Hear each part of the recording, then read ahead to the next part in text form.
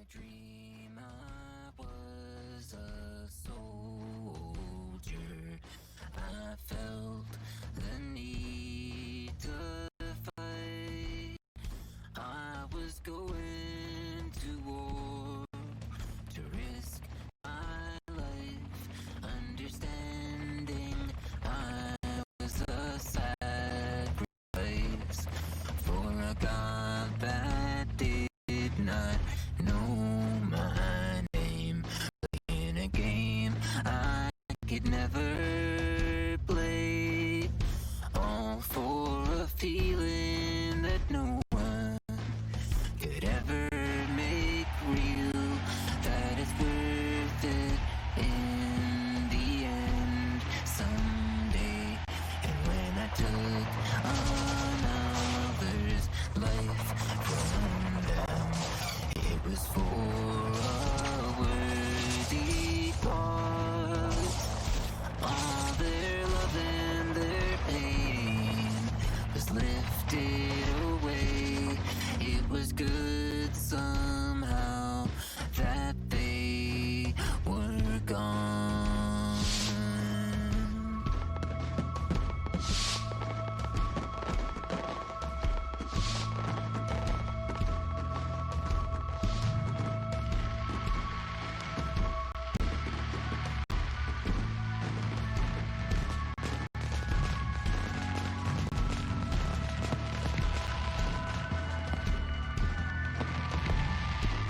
Well, I'm awake and I am not that man, but today I killed a fly.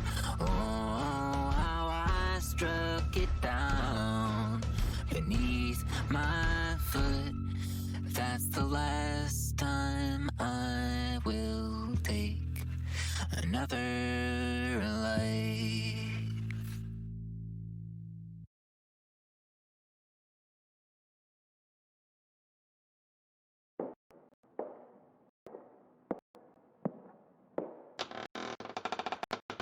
I wanna be clean without you for once, because I need to believe that it can be done. I try when you're not around, but every time I let myself down. Oh, I wanna be clean without you for once.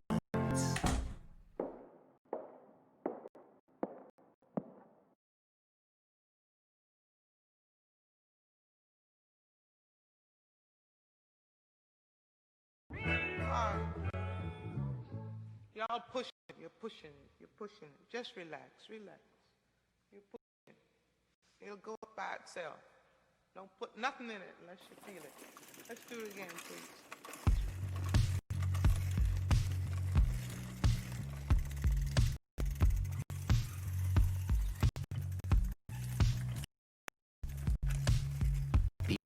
Call me lately, but I love running downhill.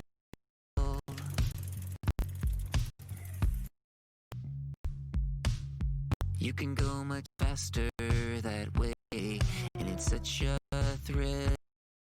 It's just way easier that way. You just kind of don't think about what you're saying, and you just kind You of. know I work so hard, just trying to pay my bills. And that's what I'm doing right now. I'm just kind of talking. And at the end of the day, it's nice to run down a hill. It's easier, yeah. It's easier, yeah. It's easier, it's easier.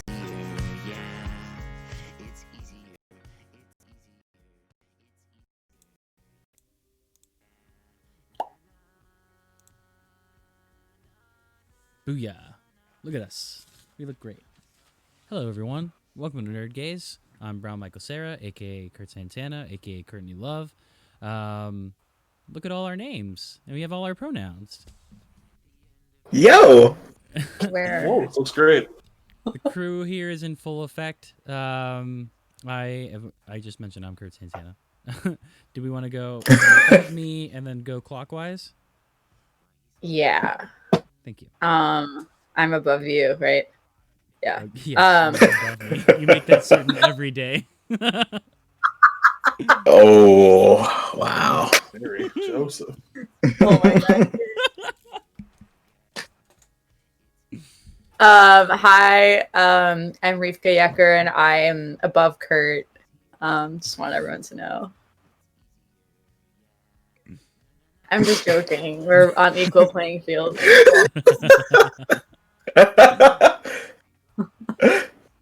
I'm not a Alright. bully. And then to your left They are. is Tobias Doss, what's up? and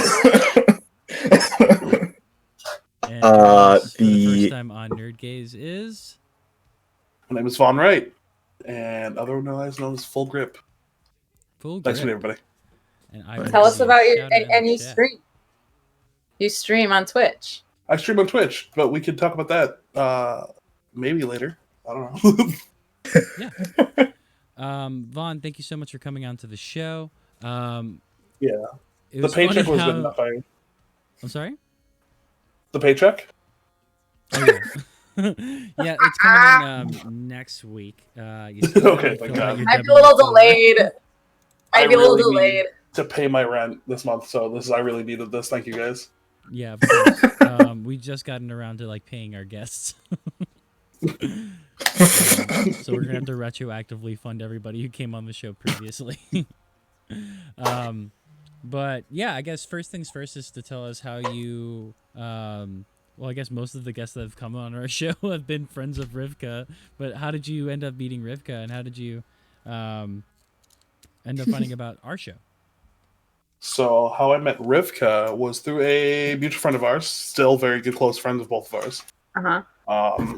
Who It's is who I very run. It's who I run Hooligan magazine with. Yeah, her bloodline is very prone to COVID-19, Yeah, but a lovely human being nonetheless. she just got over COVID. Morgan Martinez, shout out. Shout out to the Martinez family. But I met Rivka. You know how these things go over Twitter, as most of our generations have met people, and then at a hooligan meetup. Yeah. How does it? Yeah. How does an interaction like that happen? Where it's like you meet someone over Twitter, you meet someone over like any sort of like social platform. Like, do you realize? Well, that I'm you like some of the same things, or? Yeah, I mean, we have mutual friends, Mm-hmm. and like, yeah, I think we bonded over DC stuff at first, and like our music taste, like we were both in like hardcore, pop punk. But the thing is like I'm someone who's like, if I meet you online, I don't think it's weird to like see you as my friend in person or like someone that like I'm very like I never think it's awkward or weird. I'm like, yeah, we live in this. I mean, we like interact digitally, like it's natural for us to interact IRL. Normally, so yeah. Awesome. Yeah. Vaughn, can you tell us a little bit about your background and the sort of things you grew up watching and listening to? So things I grew up watching. Mm-hmm. Well, definitely like very centric, like Cartoon Network stuff and things like that. Very normal, linear, like childhood there. Then I got a taste for like comic books, like early in my life. I've definitely headed towards more of the DC route of things, just because it's just better. I'm sorry. Marvel, they've got all the money for the movies and stuff, and DC can't make a movie to save their friggin' lives. But I think the comic books are better. Video game enthusiast, of course. Dungeons and Dragons enthusiast. Just general like neckbeard who's too handsome to be a neckbeard sometimes. That's awesome. I personally haven't played D&D, but I've always wanted to. I've got all the books too. But yeah, when did you start playing D&D? Let's see. Probably started playing D&D when I was 14, I think. Awesome. Was it just? And then we keep up to the day. Did you have like friends in high school, or was it like a? Yeah, it was just like kind of like other nerds were around me, and this one friend of mine was just like, hey man, there's this game and you can like do whatever you want. I was like, that's impossible. How can a rule system like? Because like my brain was just like video games, right? Like there's hard set rules, like there are systems. Mm-hmm. I couldn't fathom how this like system how this would work. Whoa! Is it the ring light? The ring light drop? Oh, I hope it wasn't the webcam. Because Vaughn's frozen now. Oh no. Yeah. Oh, no. But yeah, welcoming everybody. This is the the I guess season finale of Nerd Days. We'll get Vaughn back. We're gonna patch Vaughn back in soon. God. He's still frozen? Alright, look, y'all. Come on now. Come on now, y'all. Wait, back. someone, am I back? There you I'm go. back. Come on, y'all. Y'all playing around too much. Help this What man. happened? Like, all I did was disable your video and then re-enable Whoa. your video, and Tobias, but you fixed it? someone could have helped. Like, I don't know shit. Oh, so it was on our fault? Like we could have done that? We could have troubleshooted that from our end? yeah, you could. I mean, listen, we got two guys in Help IT. somebody. We have to do it. Yo, what the hell are you Yo. doing right now? We don't know shit. We have to. Where did I I? love how all the IT people are like on the other side. Yeah, we're the fucking buffoons over here. Or the Yeah. black people? Yes. Yo. Fuck, man. Yeah. Well, We're Vaughn, just you sat mentioned here. yesterday that you're really into comedy too. When did you start getting into comedy, or when did you start realizing that you had comedic talents? Let's see. I used to watch like old stand up on Comedy Central. You know, they'd Same. run like just random comedians like all the time. Comedy Central presents, or it's Yeah. like, Yeah. yeah. But I think like the first like awakening for like this like the comedians were like people. They were good people. Like I think was like Dave Chappelle when he first started coming on the scene in the Dave Chappelle show. Right. And just like I don't know, like the importance of like seeing black men like doing this and stuff like that. And so, kind of just like random white guys like was like huge. Right. Of course, it's always been like like Cedric the Entertainer and stuff like that. But I think that was like more of my dad's age kind of thing. So like Dave Chappelle was like my introduction into that kind of world, Mm-hmm. And just then being funny is the only way you can like. If you're ugly, you have to be funny. So I learned that at a young age to survive. Right. Yeah. If they're laughing, they can't look at you. Too true. Yeah, so it's the year in review. We're talking about things that we've experienced this year, maybe the best of. Maybe we can make some top fives off the top of our head. But yeah, I mean, this has been like a shitty year just in general, and so it's hard to think about like, oh, here are the best things of 2020. Here are like the greatest accomplishments or whatever. But I think we all could agree that like we all had some sort of like personal development go on within this year. I mean, personally, for me, it was, finding a sort of home online, this friendly corner of the internet where, I completely shifted my perspective of what social media can be used for and how I can use social media. Where, I used to just be inside my head about this whole like projected image, this sort of like, marketing yourself.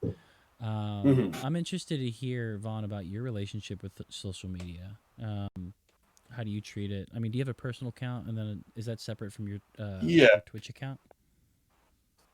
I use of course I have Twitter and all that stuff, and I use Twitter for just communist propaganda and like flirting and just like just saying whatever comes to the top of my mind. Libra shit. It's just like because like at one point I just realized like I'm just saying things and people are responding well to it. I'm just gonna keep giving the people what they want. That is the most Libra thing. God, it's so funny. Like, you sound like me.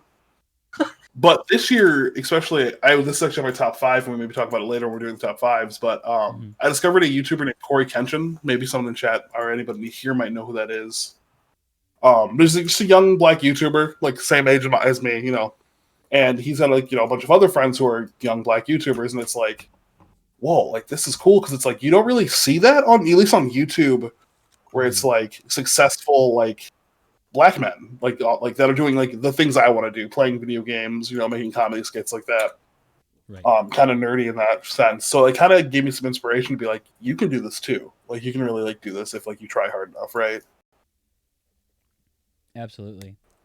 Yeah, it's interesting. Yeah, you bring up YouTube. I got into Kenny Beats this year. Oh, I love Kenny Beats. Yeah, I mean, watching The Cave was sort of like a huge like perspective shift for me. Just like the whole like don't overthink shit, and just seeing like all these freestyles and then I learned out he's a Twitch streamer too. So I think like Kenny Beats is definitely in my top 5. And then like the way he carries himself, the way he conducts his like Discord server, and like there's some really cool things that like, that community makes in collaboration with one another too. He's got there's a clip of him just banning everyone, calling him like a doo-doo brain one night. Oh yeah. That was like really I think the last time I saw him before last night's stream, he just took this amazingly huge bong rip because he was just like, I heard that you could smoke weed on Twitch, just not on Mondays. Yeah. It was such a good stream. But yeah, easily one of the best producers like coming up like right now. Like him and Zach Fox are incredible human beings. I do love their stuff. But yeah, what was the last name of the guy from YouTube that you were talking about? Corey, what was his last name? Corey Kenshin. I don't believe that's his last name. Yeah, no, it's not. That's not his real last name. Corey Connection is just his like username. Yeah, Kenshin. It's like a Japanese. It's like a play on Japanese, like Kenshin. A Japanese. There you go. Yeah. Mm-hmm. Yeah, man. He's, Samurai Shogun. Yeah, he might not know the anime. That's probably why. Why Kurt doesn't know. Yeah. It's cool. It's cool. It's cool. Like a backwards blade because he wants to do non-lethal damage unless he's got to. Yeah, and like the only issue with that anime is that the guy who made it is bad. Is very bad. Oh, dude, they found his computer and it. Yeah. Like you already know what it is. Like so that happened, but I think Rurouni Kenshin is dope. I actually watched that all last year. Like I watched every episode. Like it's like one of those things. Like, can you remove art from an artist? But like sometimes you just like have to, right? Because it's not. It doesn't. Yeah, like look. With that man, I said I don't even know who that is. It's like belonging to the people, right? After so many years and so much time, it's like this doesn't belong. It's not yours anymore, dude. Like this is ours. Like cosplay, fan art, like edits, like. Say that to Alan Moore. Yeah, Alan Moore's got to stick up his butt. Hasn't he hated everything that like people have produced, like past him or whatever? Yeah. Well, yeah. I mean, because they've. I mean, all they've done is just like go against his wishes and like tell him that he's wrong for a thing that DC promised him would be done right. I am Alan Moore apologist almost all the time. Other than when like he did some really racist shit, but that I have a really good Alan Moore picture. I'm just gonna drop it in the chat in a sec. Oh wait, sweet. Is it the one I'm thinking of? Where he's like standing up with a shirt. Oh no. No. I'll find it. Did you have a follow-up? What? Do you have a follow-up, Kurt? I would say because we were also talking about last night. We don't really talk about music on this show, and for me, bless you. Thanks. I listened to mostly the same shit this year. The things that I like was because it was all about comfort, trying to do the things that just gave you as much comfort as you could. I didn't really branch out and learn about new music this year. I mean, the things that did come out this year, like I listened to the newest Fly Low, and like that was just on repeat. I listened to that all the time. But did anybody else like listen to new music this year? I mean, I listened to the new music that my friends like released, but no big time artists or anything like that. Yeah. New music. I've been getting more into like I said, like more of the black side of YouTube and like the black nerd side of YouTube. There is and I'm not to assume to bias, but if you know Mhm. Korean, I know who like Shofu and like Shizzy6 and all those guys are the Pokemon Cipher guys. I don't really no. Okay, they're Actually, just I a group. don't. They're a group of black kids who make trap music that's Okay. like nerdy and it's like good. Yeah. So they have this like whole Pokemon Cipher. They've got like all this stuff, and they've been listening to a lot of them lately. But besides that, the only thing new I think, and I'm kind of ashamed to admit this, is the new Front Bombs album that like dropped this year. Like, Dang. They put out an album. yeah, I'm still like sad on the inside. Like I don't want to admit it in 2020, but I'm not sad anymore. I'm just I'm tired not of sad it. anymore. But I am. But I'm not. If this year would just end, I think we'd all be okay. Also, is that 2020? No, I don't think because the Wonder Years' new album out too, and I think that might have been last year. Yeah, Right. it was last year. But when it comes out to like this year, I think we can talk about the things that we also like revisited too. I think something that I was going back to a lot was like all the samba music I listened to back in like 2014, 2015. That really took me back to a place where just like I felt really comfortable during this year. What were those like types of tracks for everybody else? Dude, early thousands emo. I listened, like I was just listening to that like for so much of quarantine, like going back to like the most embarrassing depths of my brain. Like a lot of how I would dissociate was like I'm acting I don't do this anymore, but like I would play an album like I don't know, let me think of an album. Okay, like Senses Fail. I would listen to Let It Enfold You. Yeah, and we're still searching, and I would play The Sims and for hours and just like listen to like these full albums from when I was like 13, you know, and or I would put it on shuffle and listen to like, yeah, I would go to like a Spotify playlist that was like early thousands emo, screamo, or whatever, and I just got sucked into this like headspace. But I was like, this is comfort though, like it was, yeah. And yeah, and then I got into a really weird headspace where I was listening to John Mayer's Continuum. That one was random, but I liked him when I was in 8th grade.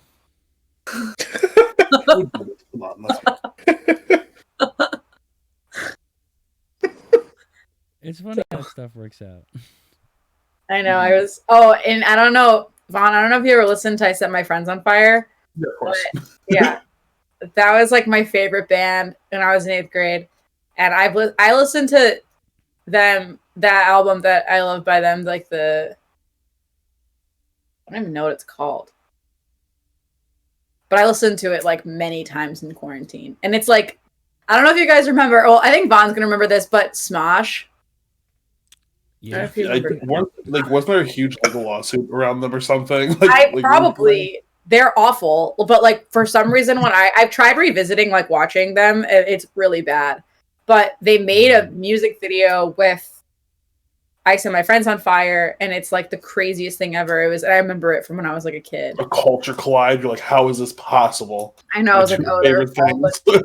well, it's funny because I Set My Friends on Fire. They're POC. Like the whole band is like, which is like was so rare for all those bands. It's like mostly white dudes. That is a weird crossover though, where it's like, well, I don't know. Yeah, where Smosh blended with emo music. I don't know. Well, They were like, yeah. Go ahead. Okay, they were like, okay, they're crazy though. Like I Set My Friends on Fire was like, I would if I wasn't someone who like listened to like people screaming for fun, I would be like, what the fuck is actual shit? It's like chaos, but like I really loved it. It's like weird electronic, like crazy like music with like really like guttural screams, but like you understand what they're saying because they have moments where I can't explain it. It's crazy though. They have singing parts too, though. They have singing parts, and it's always like I always really like their lyrics. Like I would make their lyrics like my Facebook status or like Yeah, no, I was corny too. so corny. I'm feeling a certain type of way. I'll tweet this. What makes that music sort of accessible? Like what sort of switch turns on you to make it so that you like screamo music? Are you like Yeah. What is? Not fitting in or feel like being like having this pent up aggression or feeling like yeah, like I started listening to, well, obviously you can talk about this too, but like my root was like new metal when I was like in third and fourth grade. Yeah, and growing then up listening to Disturbed AMVs. Yeah, Disturbed was also my root. Nobody ever says that, you know? I love Disturbed. I listen to Disturbed today. Me too. 10,000 Fists in the Air was like my favorite album ever.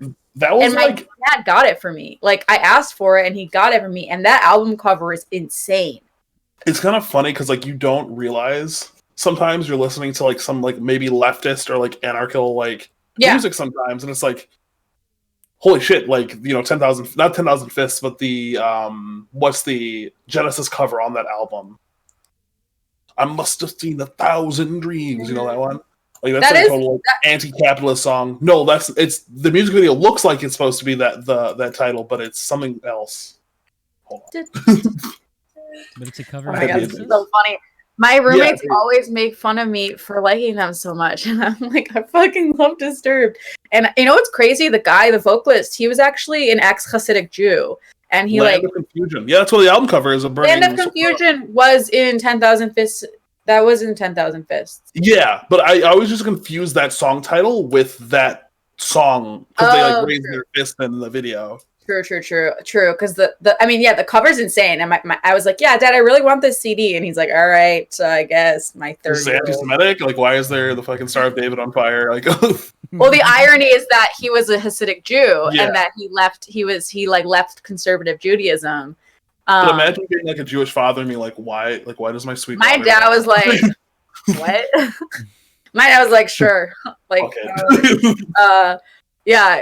All right, yeah, that's so funny because and I remember at one point because I was like super into goth shit, like I was listening to like Evanescence, and I remember like being like there was like this song called Tourniquet, and I was like, what the fuck does that even mean? Like I sing along to this shit, and then I like look it up, and it's like suicide, and it's like, and I'm like, what? In my like life.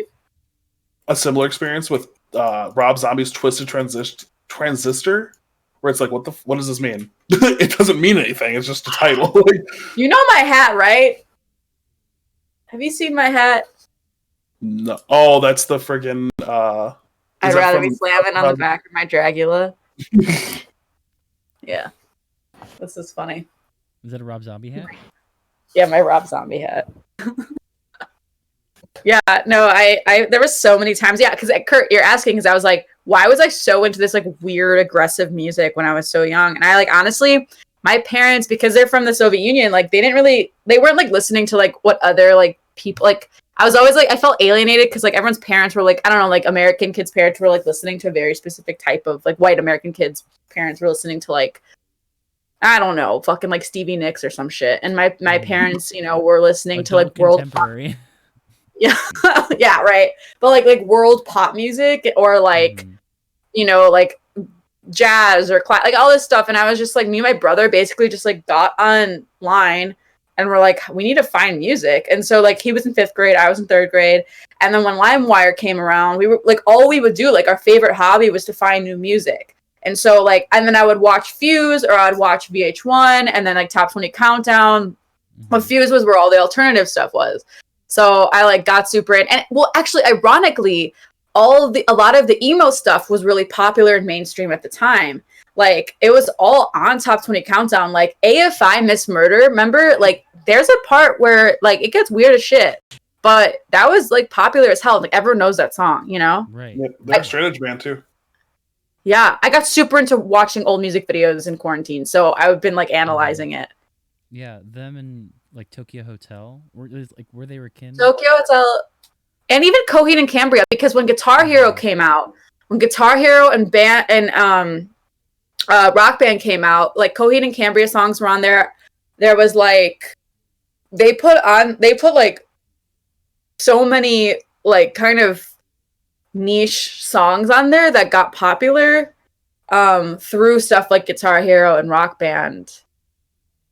So 2020 and like visiting new stuff, I hated Coheed and Cambria. I only hated them because everyone loved them so much and I didn't get it. Yeah, it's real. Right, that was my. And then I listened to it and I was like, "Holy crap! What have I been doing? I love this band." Yeah. Sometimes it just doesn't make sense to you till you're older and you need time away from it. Like I felt that way. Like I liked System of a Down a lot when I was younger. Like I like listened, but like I was like I wouldn't like listen to their album in full necessarily. Mm-hmm. But like as I got older, like listening to Toxicity, like also talk about political like bands. Toxicity is the best fucking record. There's a few countries in Africa that really like System of a Down because what is his name? What's the lead singer's name? Serge Tankian. Serge Tankian has done like a lot of activist work for those like poor countries. Yeah, and he's like a hero to them. Yeah. Apparently, one of the members of the band is actually a Trump supporter, or like is like has shitty politics, which makes no sense because Serge is like such like he's so like I mean, they have a fucking song called Prison Song, which is all about demolishing the prison system. But one more thing I'm going to say on this topic is I listened to Avenged Sevenfold again in quarantine, and I loved them when I was younger. But I was like, listening to them, and I was like, wait, I like couldn't understand, because at some points they get kind of political, but I'm like, is this just libertarian propaganda? Pretty much, yeah. It is, yeah. Yeah, like they're like fuck the government, but they're also like we need to like reclaim our freedom, or like I don't know, like it's. The only time I interacted with Avenged Sevenfold was when a friend of mine invited me to Taste of Chaos. I think the lineup for the night was like Atreyu. Avenged Sevenfold was like, oh shit, was like headlining, and I think there was a Japanese like metal band like earlier, but to me it seemed like the way that they would talk about Avenged Sevenfold was that like this was the mainstream like screamo band, or like whatever sort of genre that Avenged Sevenfold was going for, but that like this was just the mainstream you can get within this genre. I would call them. I actually don't know how I would define them. They definitely were pretty like they were like sellouts in a lot of ways. Mm-hmm. But yeah, I re-listened to that like, but they still fucking rip. I mean, they're good. Like they're really fun to listen to. I mean, like also like remembering like listening to them is like comfort for me because like my brother's Xbox username was A7X Amazing, which is like Avenged Sevenfold is A7X. Yeah, like so I would log in to play my games or whatever like through A7X Amazing. So like that was just, and like my brother, like we'd hang out all the time. We're only 2 years apart, so like we would just listen to music together, and like that was just the music we were listening to. And so like for me, it's like such a comfort thing to like listen to these shitty, and the music videos are insane. Like crazy. I wish we could just watch music videos this whole time, but whatever. Yeah, now we'll be thrown off the internet. I mean, we could do it, but we just wouldn't be able to record any of the sessions. True. Right. But we can do that. We can do like the secret shows, the Nerd Gaze secret shows. Yeah, there you go. Or we're just commenting on music videos. Right. I do think this sort of like, because when I asked you like what sort of things click to you when it comes to music that's like this, that sort of has like a large intensity to it, and you said that it's mostly because of how you felt, like you felt like you identified as the outsider. Yeah. Is that right? Yeah, and how some people are ambivalent or maybe against it because of that reason that music sort of promotes, right? Yeah, it's like alienating to like to not like. I actually forced myself to listen to Taylor Swift when I was like in 8th grade or something because I was so embarrassed that most of the music I listened to was like Not girly.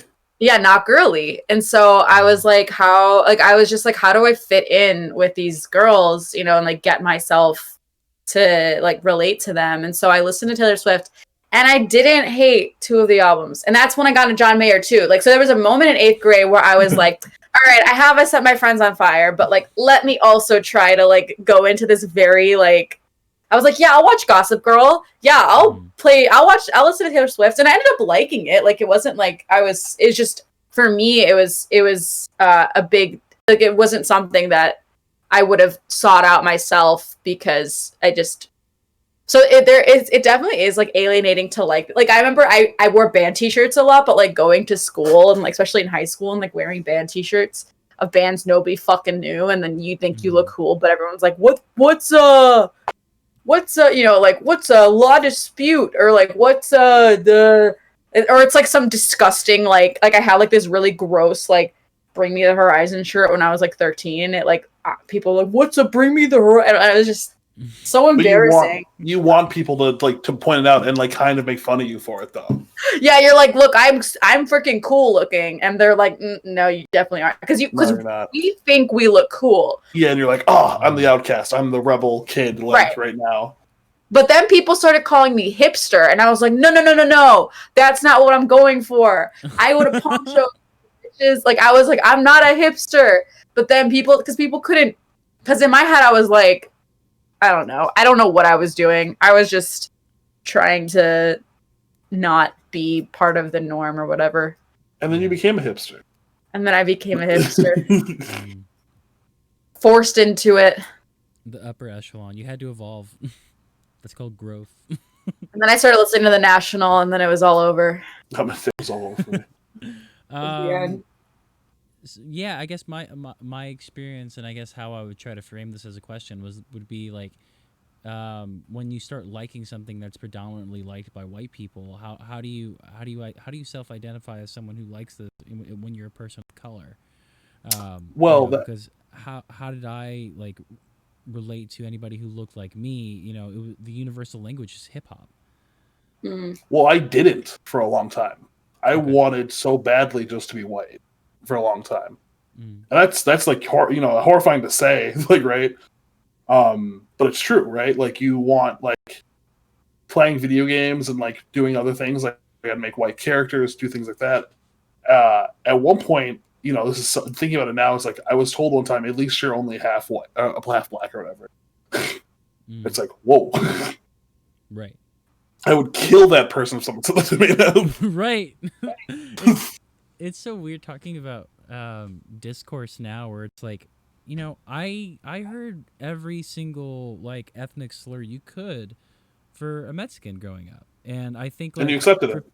And I accepted it. Like that was the self-image that I put onto myself. It was just like, I don't mean to say anything bad about anybody who was born after 2000, but like shit got better. Like PC culture like really affected people. Like people don't go around calling people like wetbacks or beaners anymore. And that shit was just like, people would say that all the time. I went to public school and I went to Catholic school, and even Mexicans would call each other that. And it wasn't like, I blame Carlos Mencia.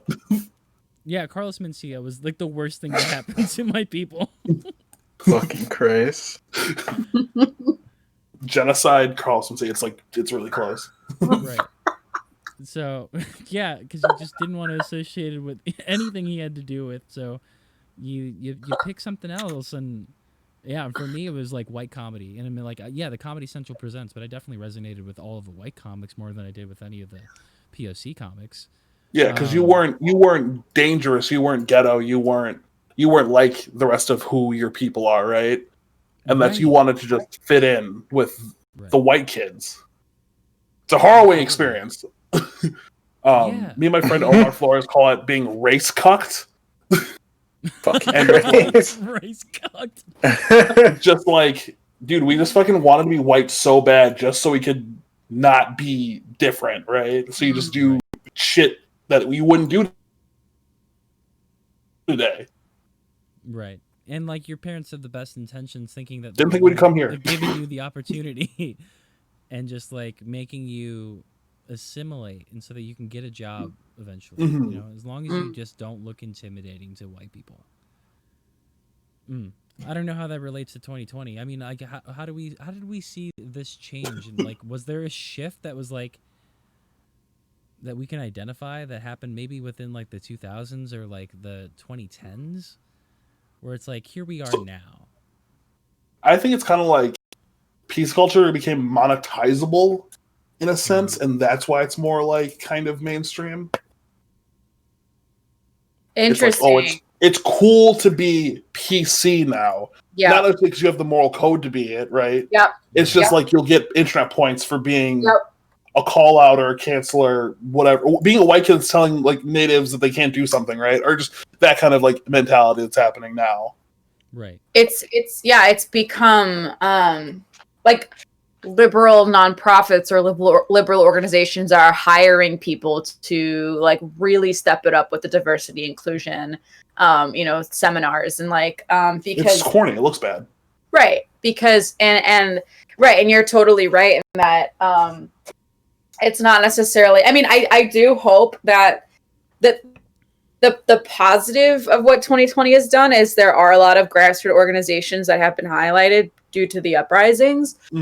So there are like and a lot of businesses, and I think that like a lot of things that have gone down, there will be room for new people to bring something different forward. I do think that is the future, and if I'm thinking hopefully, but simultaneously, it also has shown so much light on like how just like fake and how like inauthentic people actually are in especially like, I don't know, like larger businesses or like nonprofits, because they're all scrambling around to like, make sure they have enough A BLM poster on their walls or a something. BLM poster, or like, yeah, like they're like, oh shit, do we even have one black person on our staff? Like,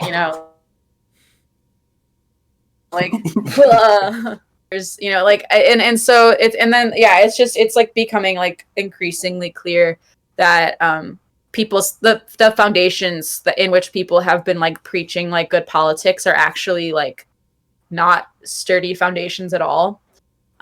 So I think this is a moment where people rebuild those foundations, honestly. It's my perspective. But I'm also like doing work where like my work is helping people start from an abolitionist framework. I'd love and to hear that's about that sort of work you did within this year. Like what are sort of the things that you started? I mean, you started your own creative agency. Yeah. But that's part of the work. But yeah, I mean, your year in review, what are some of the things that you worked on? That doesn't necessarily have to relate to what we were just talking about in terms of, this sort of like PC culture shift. Yeah, well, I mean, I got laid off, and then I started my own creative agency where our clients were, artists, thinkers, movement builders, creatives, and our perspective, like the way we were approaching it, was how can we create sustainable relationships with our clients, with new businesses, with their, rather than focusing on how much money can you make. Like, so rather than, like coming to branding or like creating a new business from the perspective of, this transactional relationship with you and your client, instead seeing it as how can you build lasting relationships? How can you create a sustainable network, a community? And so that's from the mindset of dismantling white supremacy. And so we have been working with like we work with like one of my clients right now is amazing therapist, For Real Therapy, which is a Black owned therapy practice. Yeah, neoliberal virtue signaling. Oh yeah, appropriate. Yeah, absolutely. Yeah, I mean, like, especially with as graphics. That's what Spooklord just said, which I think is my friend. But yeah, like, especially kind of sidetracking what I was saying, but graphics that have been repurposed and kind of shared infographics like during the uprisings and like also like at the beginning of COVID, like those have been ways people have becoming quote unquote radicalized or like educated, but like a lot of times it actually isn't education. It's like the beginning, rather than like the actual education is the discourse and the conversations and the experiencing. But the problem is that people's foundation for this goes back to PC and like social justice, is that it's kind of what Vaughn was saying earlier, is like, as long as you say the right things, you get points. But actually understanding like the historical context or like the cultural context for what you're saying, like people don't have the language for that, because people aren't really reading the right people aren't really doing the work. Like so yeah, basically what I'm saying is that the work that I've been doing, I started a book club, like a leftist abolitionist book club, where we've been doing stuff like that. My clients were all focusing on these specific types of like ways of thinking, ways of branding. And then my magazine is also kind of doing the same thing. So yeah, I bop around. I do a lot of things, but I'm gonna stop rambling. I know, Vaughn, you're gonna say something. Oh no, sorry. I was letting you speak. The one thing I will piggyback off is just like having people read material is like a hard one. Your own material, or no, just like whatever, like leftist abolishment like material. It's like you kind of like sometimes you throw chunky books at people. You're like, hey, here it all is. Like, yeah, no, and like thumb through it. And honestly, I don't even think people need to read Marx in full. I think that people need to read. I personally think people need to read Black feminists who use Marx as a tool, but I don't think people need to read Marx. Yeah, that's my take. I agree with that too. Also, like, I don't think you're gonna start with like your leftist training, you're not gonna understand anything that Marx is talking about, right? Unless you have a complete like sociological like background. Like I didn't get into Marx until I read Gramsci, until I read Foucault, and all of that stuff, because that shit gave me a primer to understand everything he's talking about. Like, what the fuck is an historical block? Historical material. Yeah, if you opened up the Communist Manifesto and you just started reading it like you're reading any book, you'd be like, what in the fuck is going on? So I think it's total bullshit that, yeah, and then any theory written pre fucking like 2015 is like totally nonsensical. And like, unless you have people go to college just to understand how to read theory. Like that was my entire, like, that's what I literally was like, and you too, Kurt, I know, but like our entire like degrees were basically how to read and understand philosophy and theory so that you could then think critically later. So people who don't have access to that type of education need to be like you can't. Yeah, I don't know. And I know, Vaughn, you do a lot of your own self-education, and so like that's, you're taking on, my belief is that, like, again, that you could read a whole book of philosophy, theory, whatever, but I don't think it actually matters until you're having conversations about it or until you have to explain it to someone else. And like, how, you know what I mean? I had a kind of weird backwards because I did start with the manifesto, but I definitely wasn't I didn't turn into a leftist after reading it. I was already some type of leftist, whatever, anarchist, like whatever, midline, whatever you want to call it. And I think, being a person of color helps contextualize a lot of that writing. You're like, oh shit, this happens. Like the things he's talking about are things that have happened to me personally. So it helps you kind of put that all into getting things figured out, I think, in my opinion. But yeah, I definitely wouldn't recommend anyone read Marx. I would recommend Haywood, people who have like lives about, and then be like, okay, and put these words together. Yeah, I actually recommend people to read the Combahee River Collective. There's a book called How We Get Free: Black Feminism in the Combahee River Collective, and they were Black feminists in the 70s and 80s, and they basically coined intersectionality. and well, Kimberly Crenshaw did, but they were the ones who practiced it, and then a bunch of, you know, that now it's become popularized, but like intersectionality has been part of Black feminist framework for like many years. And people don't realize that when they're citing, because a lot of times, unfortunately, these words get co-opted, these words get commodified, these words turn into t-shirts, and we lose the meaning of what they actually are supposed to be. It's just noise. Yeah, they're just noise, and they become regurgitated buzzwords, and it totally, it's like, yeah, it's so fucked, and like creates, yeah, I don't know, it's like so it's like deeply disillusioning, because even people you want to believe are, you know, on your side or whatever, like if they were to repost something and then you were to message them and be like, hey, what does it mean to, like, if I were to be like, yeah, what, like if someone to like repost defund the police and they were just reposting because they just, you know, were they thought it was the right thing to do. Yeah, and I was like, I actually am curious about like what it means to defund the police for you. Like if I were to actually engage with every single person that reposts it, guarantee that most people wouldn't actually know how to respond. And so it's like this really difficult thing, because part of the work is the discourse and part of the work is the conversation with one another. But because we've been stuck in this kind of digital realm, that hasn't really been existing, other than like, unless you're actively searching for it, which there are a lot of cool organizations that are providing that platform, but a lot of people aren't doing the work to attend or like, you know, be part of those communities.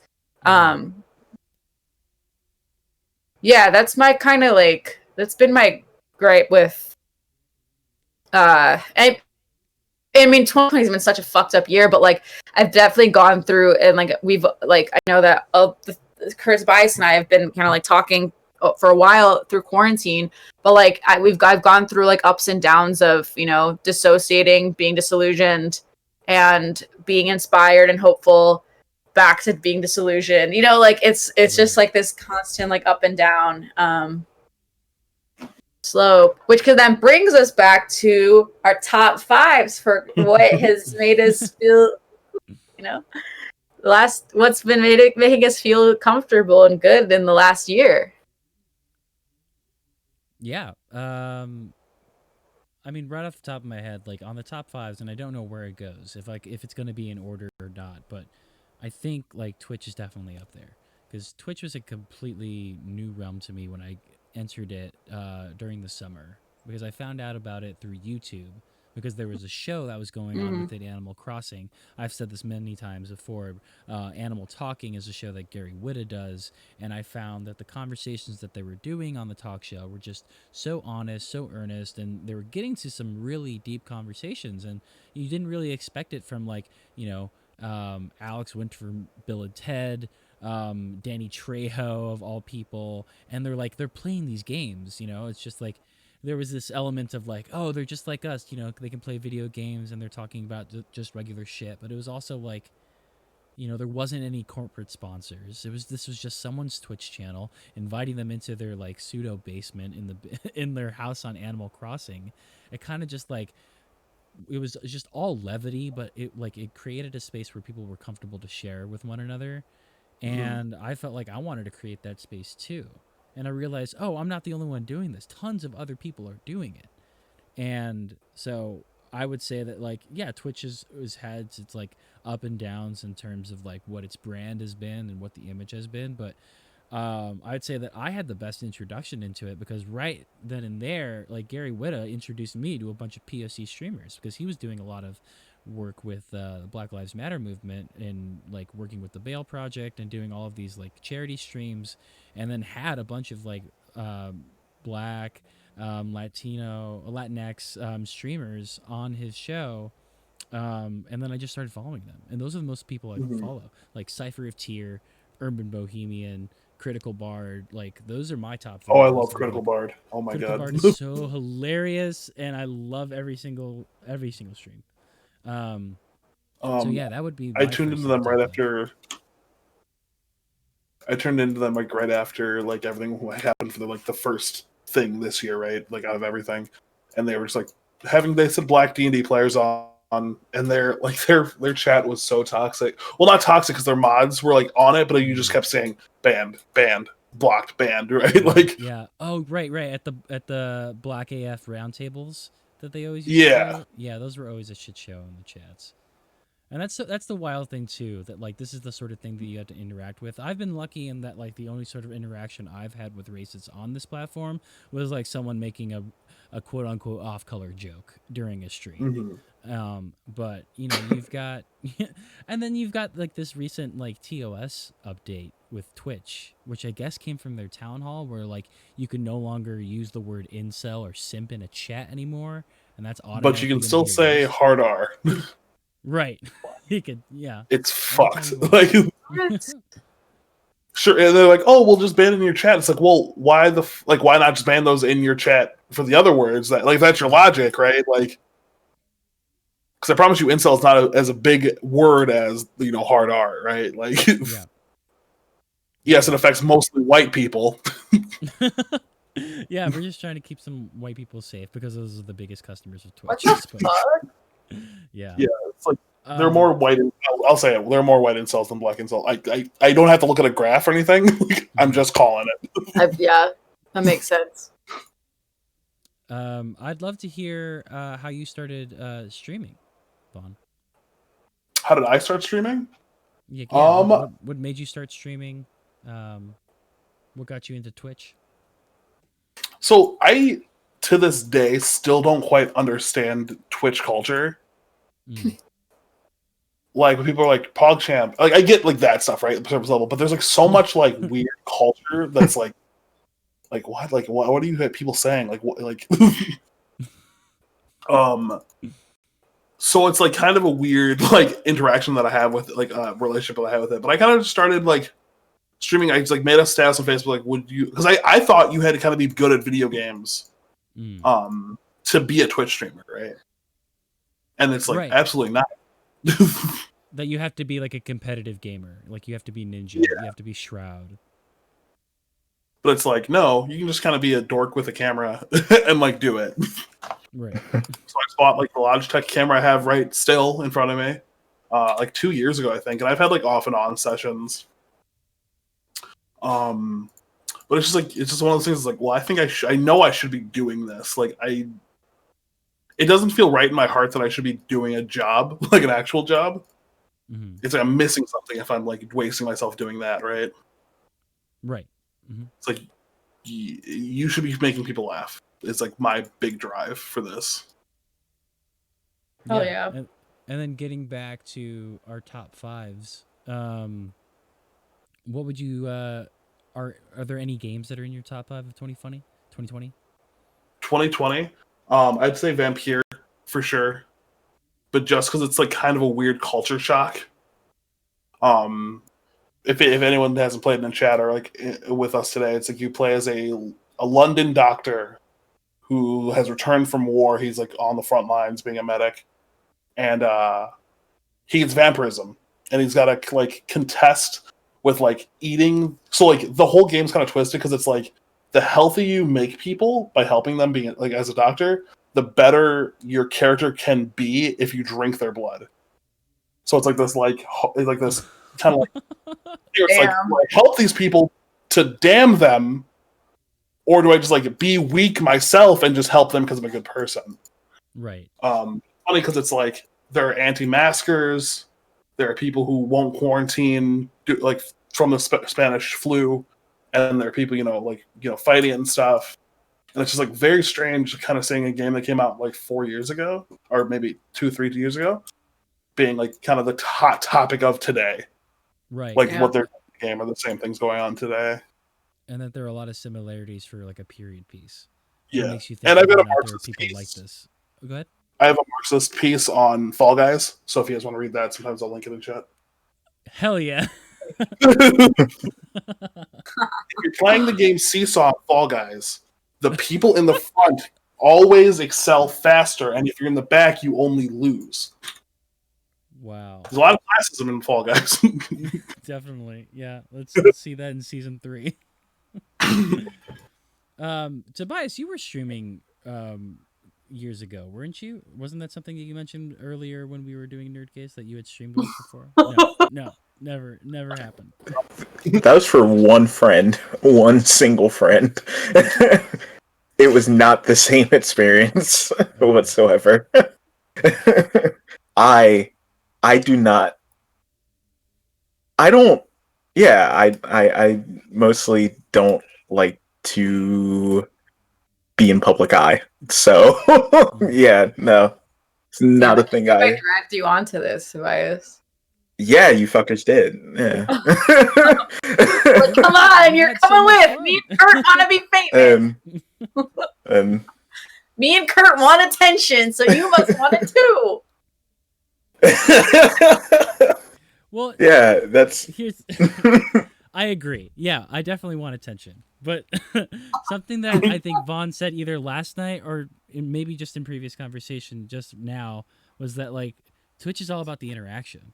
And like the interaction that we can get from the chat would make the conversations that we were already having over Discord not better, but at least we'll have like ways to move on to. And so, here's a call to anybody who's in the chat. If you have questions for us, if you had things that you watched, had experienced this year that you would like to share with us, we'd love to hear about it. And from that, I would like to ask Tobias, can we pull something out of your top 5 list? Something that either came out in 2020 or something you experienced in 2020 that you'd like to share with the stream? Yeah. I mean, there's I put together a little list. But hell yeah. I'd say the thing that like really in terms of video games, something that I thought was really special was Zone of the Enders Second Runner. That is a game by Hideo Kojima's production company, not by him. The director on it was let's see. And that's for PC? Yeah. That's for PC. Can you play games on anything else, or? Yeah. I have only system I don't have is Switch. So funny because like I feel like PC Master Race people only have like a Switch, like a Nintendo product, and then their PC. That's the way I like. Yeah, I've always done PC gaming, but I had friends on PS4, and then I had and then those same friends from PS4 ended up getting a PC themselves. So now I don't find myself playing on PlayStation that much more, or really on Xbox, but I have friends that I play GTA 5 with still every Sunday. Just role play. Honestly, at this point, yeah. But yeah, I mean, Zone of the Enders, the Second Runner, is a game directed by I think Shuyo Murata. It is a 2003 video game that was re-released on PC. It's a port of the Zone of Enders HD collection, but without the first game. And it is a game about people in mechs and how cool that can fucking be. And it is on a lot of anime bullshit. None of it makes sense. It's a very bad dub, and they only let you hear the dub. So, as far as I know, so it's great, but that game is about 6 hours long, maybe at the most, and it's probably the most fun I've had with a video game all year. Yeah. I still can't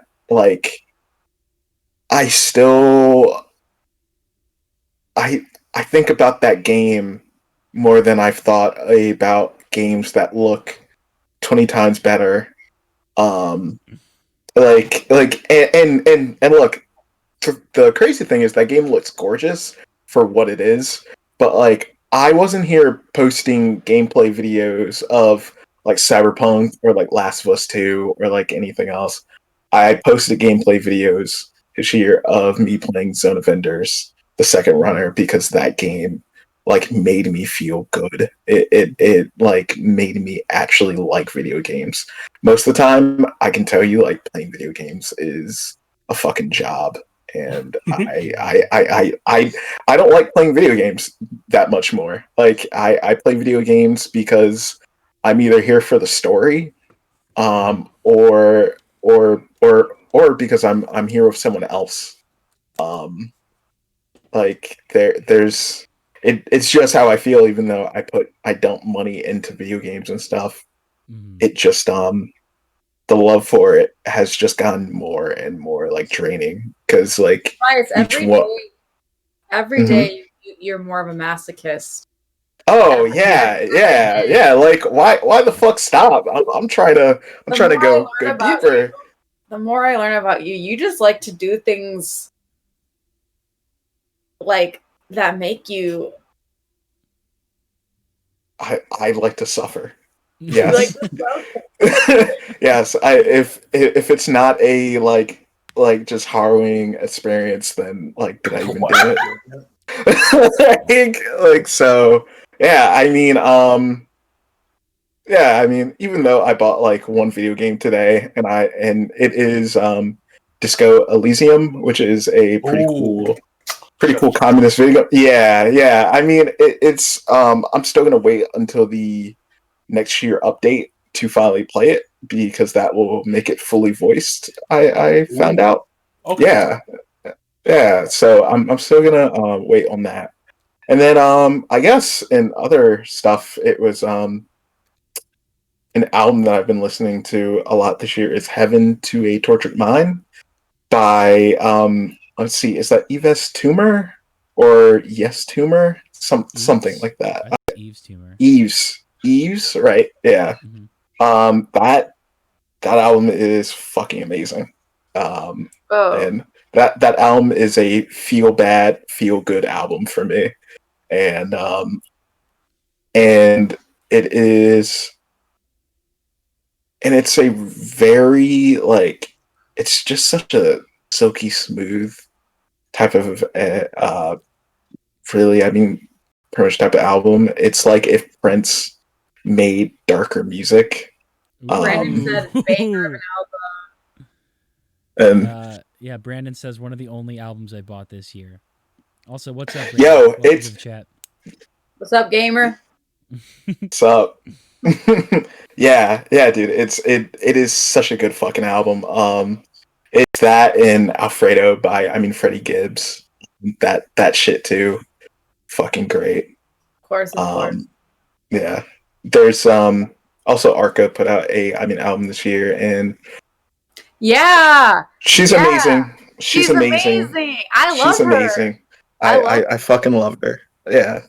Yeah. Like, yeah, that album was really it was very like sad sensual, which is one of my favorite types of genres. Sad. Yo, that is the same thing as Heaven to a I just looked it up. And I'm gonna listen. The Arc album's amazing, and I know Brandon loves Charlie XCX, but the Charlie XCX album is also really good. In quarantine. There's a Rosalia song on the Arca album? Yeah, dude. They're fucking that shit goes hard. It's good. Yeah. And you know what's also good? Go ahead. What? I was gonna say that this episode is very self-serving, just so I'm writing down everyone's top 5. I know, me too. Well, if we're gonna talk about good albums, let's talk about good albums. So this year, 2020, I'm not gonna lie, Waxahachie put out a good album. It's good. All right. And also, and here's my plug. Here's the real taste that I like. So I'm wearing a shirt of this band, this project called Blackwing, and the guy in Blackwing. This is the shirt. It's really cool. So the new album is called No Moon, and so the guy who does Blackwing, and I would call it like sad synth music. He also has a project called Have a Nice Life and Giles Corey. and they're all incredibly sad. Yeah, they're all like brutal records, but like if anyone knows me knows that that's one of my favorite artists. And I like that shit because I'm also a masochist. And yeah, so Blackwing new album came out, fucking incredible. And I will also say that sad but sad slappers. Yep. And so here's the thing, Emma Ruth Rundle. So she's this really great, kind of like goth rock, folk rock, vocalist, singer, musician. She just put out an album with black metal band Thou.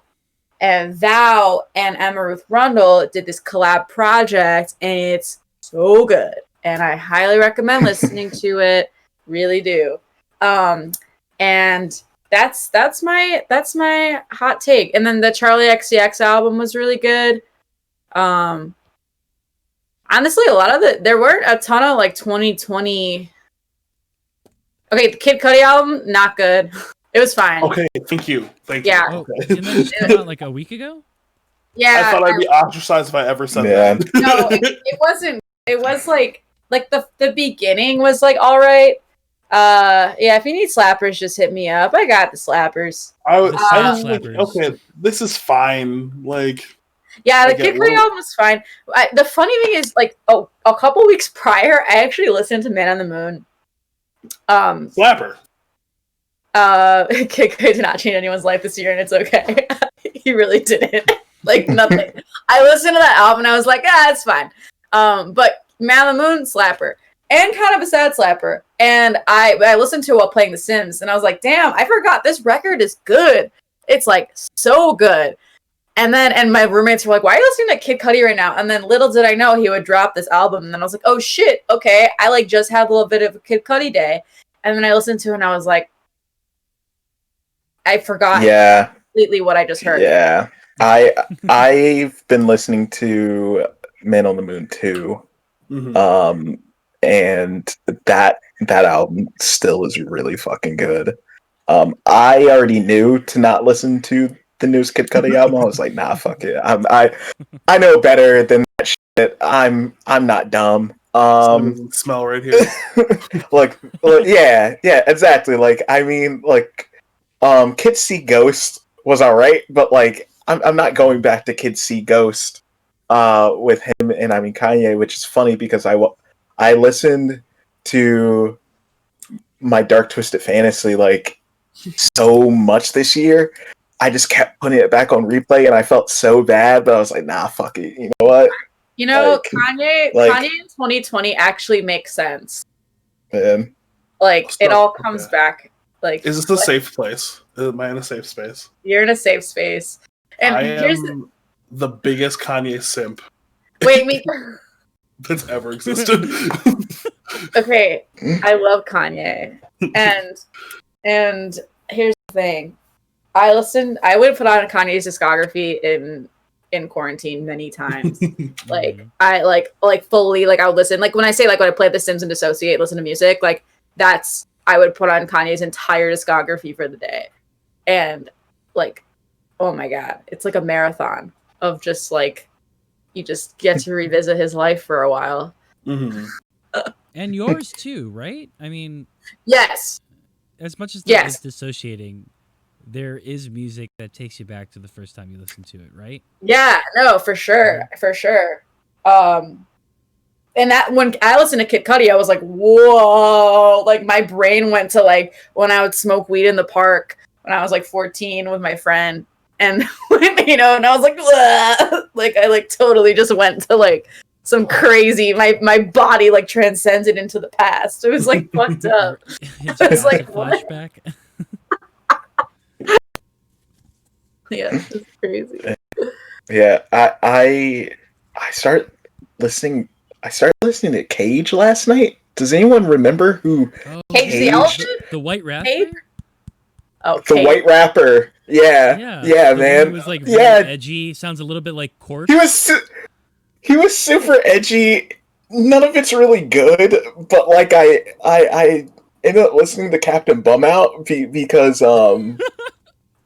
because he's on Kid Cudi's second album, and I just like, you know what? Do I still fuck with Cage in 2020? I do not still fuck with Cage in 2020. I have no idea who this is. I just looked it up. And it's okay. Time forgot him too. Like, I mean, I think he put out an album last year or this year, and I didn't press. I mean, play on that shit. I said, So nah. random. He sampled Saint Vincent. I thought Kid Yes. sampled Saint Vincent too on Maniac, right? Yes. That's how I found out about Saint. Oh, okay. They are on that together. Yeah, I mean, that's how I found out about Saint Vincent. So Damn. Kid Cudi. I think the same. Yeah. Yeah. Kid Cudi already changed my life in that way, because let me tell you, I would not pay for a Kid Cudi concert, but I already did pay and go to a St. Vincent concert. So, I've done and I mean, white people need to start dancing in there, but other than that, Oh yeah. that shit dude. was, yeah, man, just everybody standing, and I mean, then I have like the one, there were like 3 people of color like near me or behind me that were actually like dancing and getting hyped up, and nobody was like trying to return that energy. And I just was like, man, dude, there's something about like all white crowds like that aren't hip hop crowds that I don't understand. Cause oh my god, cause you know what? If I go to a hip hop show, everybody's fucking bustling around, and I have to like worry about a like, it's all cool until like a white kid is like looking at you, and I mean, then he knows he shouldn't say nigga, but like he's about to say it, and you're all just there, and I'm like, you're just trying to have a good time that night, and you can't fight with someone. Like, and you're just like, we're really gonna do this right now, like, damn. Donald Glover has a good bit about seeing Kanye in Texas, and like they say it, and they turn to him like, "What are you gonna do?" It's a Kanye. Yeah, man. It's exactly that. Like, you're outnumbered. They make white people here. Yeah. Like the craziest thing though, when I went to so like obviously in like Vaughn and I went to like hardcore and like punk shows, so like we got like I refused to go to indie rock shows until I was like in. I mean, I still like going to an indie rock show. You gotta be in like it's not a good crowd. It's like boring as fuck half the time. Mm-hmm. Whatever. Everyone's depends. droning. I mean, right. Whatever. Yeah. And now I love the couple indie rock. I saw the Antlers acoustic set. Seated, incredible. Love that. I love a seated performance. Love a seated performance. Yeah. Get me like I'll sit. I'd rather sit than stand next to people who literally are not moving, and then they're just. Whatever. So I seated and getting fucked up. Yes. Right. Fuck. Yeah. At Carly Rae Jepsen. Actually, Brandon and I both were at Carly Rae Jepsen in the Chicago Theater, and it was seated. That's so wild. He was like 2 seats in front of me. I know. It was so funny. I was like, what the fuck is going on? Why are we at Carly Rae Jepsen seated right now? People were being good about people were standing. People stood. But so basically I have been used to like pits and getting the shit beat out of me and like me hitting people since I've been like 14, right? So right. Okay, but here's the thing. I go to an Odd Future show when I was like 15, right? Oh, no. I was obsessed. Of course I was obsessed. Of course, like my ass, like I'd go or whatever. Shit fucks full F words, F slurs. F slurs. Wearing, now Irene is like Frank Ocean and Tyler the Creator are both gay. But the right. It was fine the entire time. It was all chill. But so Odd Future came, right? And I went to go meet Tyler the Creator at some like pop-up. And I was like, okay, I'm going with these basic girls, but I'm going to wear a Chowder shirt because I know he's going to say something to me if I wear a Chowder shirt. So all my friends are like getting a picture with him and he doesn't say shit to anyone. And then to me, he's like, nice shirt. And I'm like, I knew it. Like, I knew how to get cool. Fucking Christ. I was like, hell yeah. Like, I knew. I was like, I get it. I watch Cartoon Network too. Anyway, so we go to this show. it's like the most insane crowd I've ever been part of. Like I couldn't breathe. I was like suffocating, and I'm like, what is going on? I'm like, do people just not know how to be in a fucking mosh pit? Because it was like, I mean, No, they don't. Right, they don't. They don't. Odd Future's demographic, their fan base is weird as fuck, and it's like I don't quite understand. I mean, it's there are a lot of white people who like Odd Future, but there was also a lot of people who like. I mean, it was. I know, right? I was so validated. Like, and I have a shirt. I have a picture with him. I have a picture with him with my little chowder shirt, and us. I'll send it later. It's fucking funny. I was so excited. I'll put it in the Discord. I have to find it. Yeah, like and I don't know, but that show is like the most like I literally had to get out of the crowd. I've never had to do that, and I'm like so used to like giant men like falling on top of me. So I was like, why can't? Yeah, people just didn't know how to fucking be in a mosh pit. Like, yeah, it was. Insane. Let's see. Went to a Run the Jewel show with my boy back in Boston, and you know, like we just went like ready for anything, and like me and him almost end up fighting somebody there. Like, I mean, just like actually just like, hey, like if you don't chill the fuck out, like like we are going to fuck you up. And it's because this one dude like had two girls with him, and he got really mad that like people were pushing us into him. Oh my god. And that bullshit. I mean that bullshit of him wanting to be so cool in front of these two girls. And I'm like, if you are here, you are near the front. You know what the fuck is about to be up. like look, I'm going to try to make sure that girls that you're with do not get hurt. Sure. You be all right. Like just chill the fuck out, because like, or just move. Like chill the fuck out and move. Like there's nothing else we can do here. We're trying to hold people back from like literally ramming in to us, and like there's also this one kid just like smoking behind us, and the fucking show, and I just was like, you grimy motherfucker.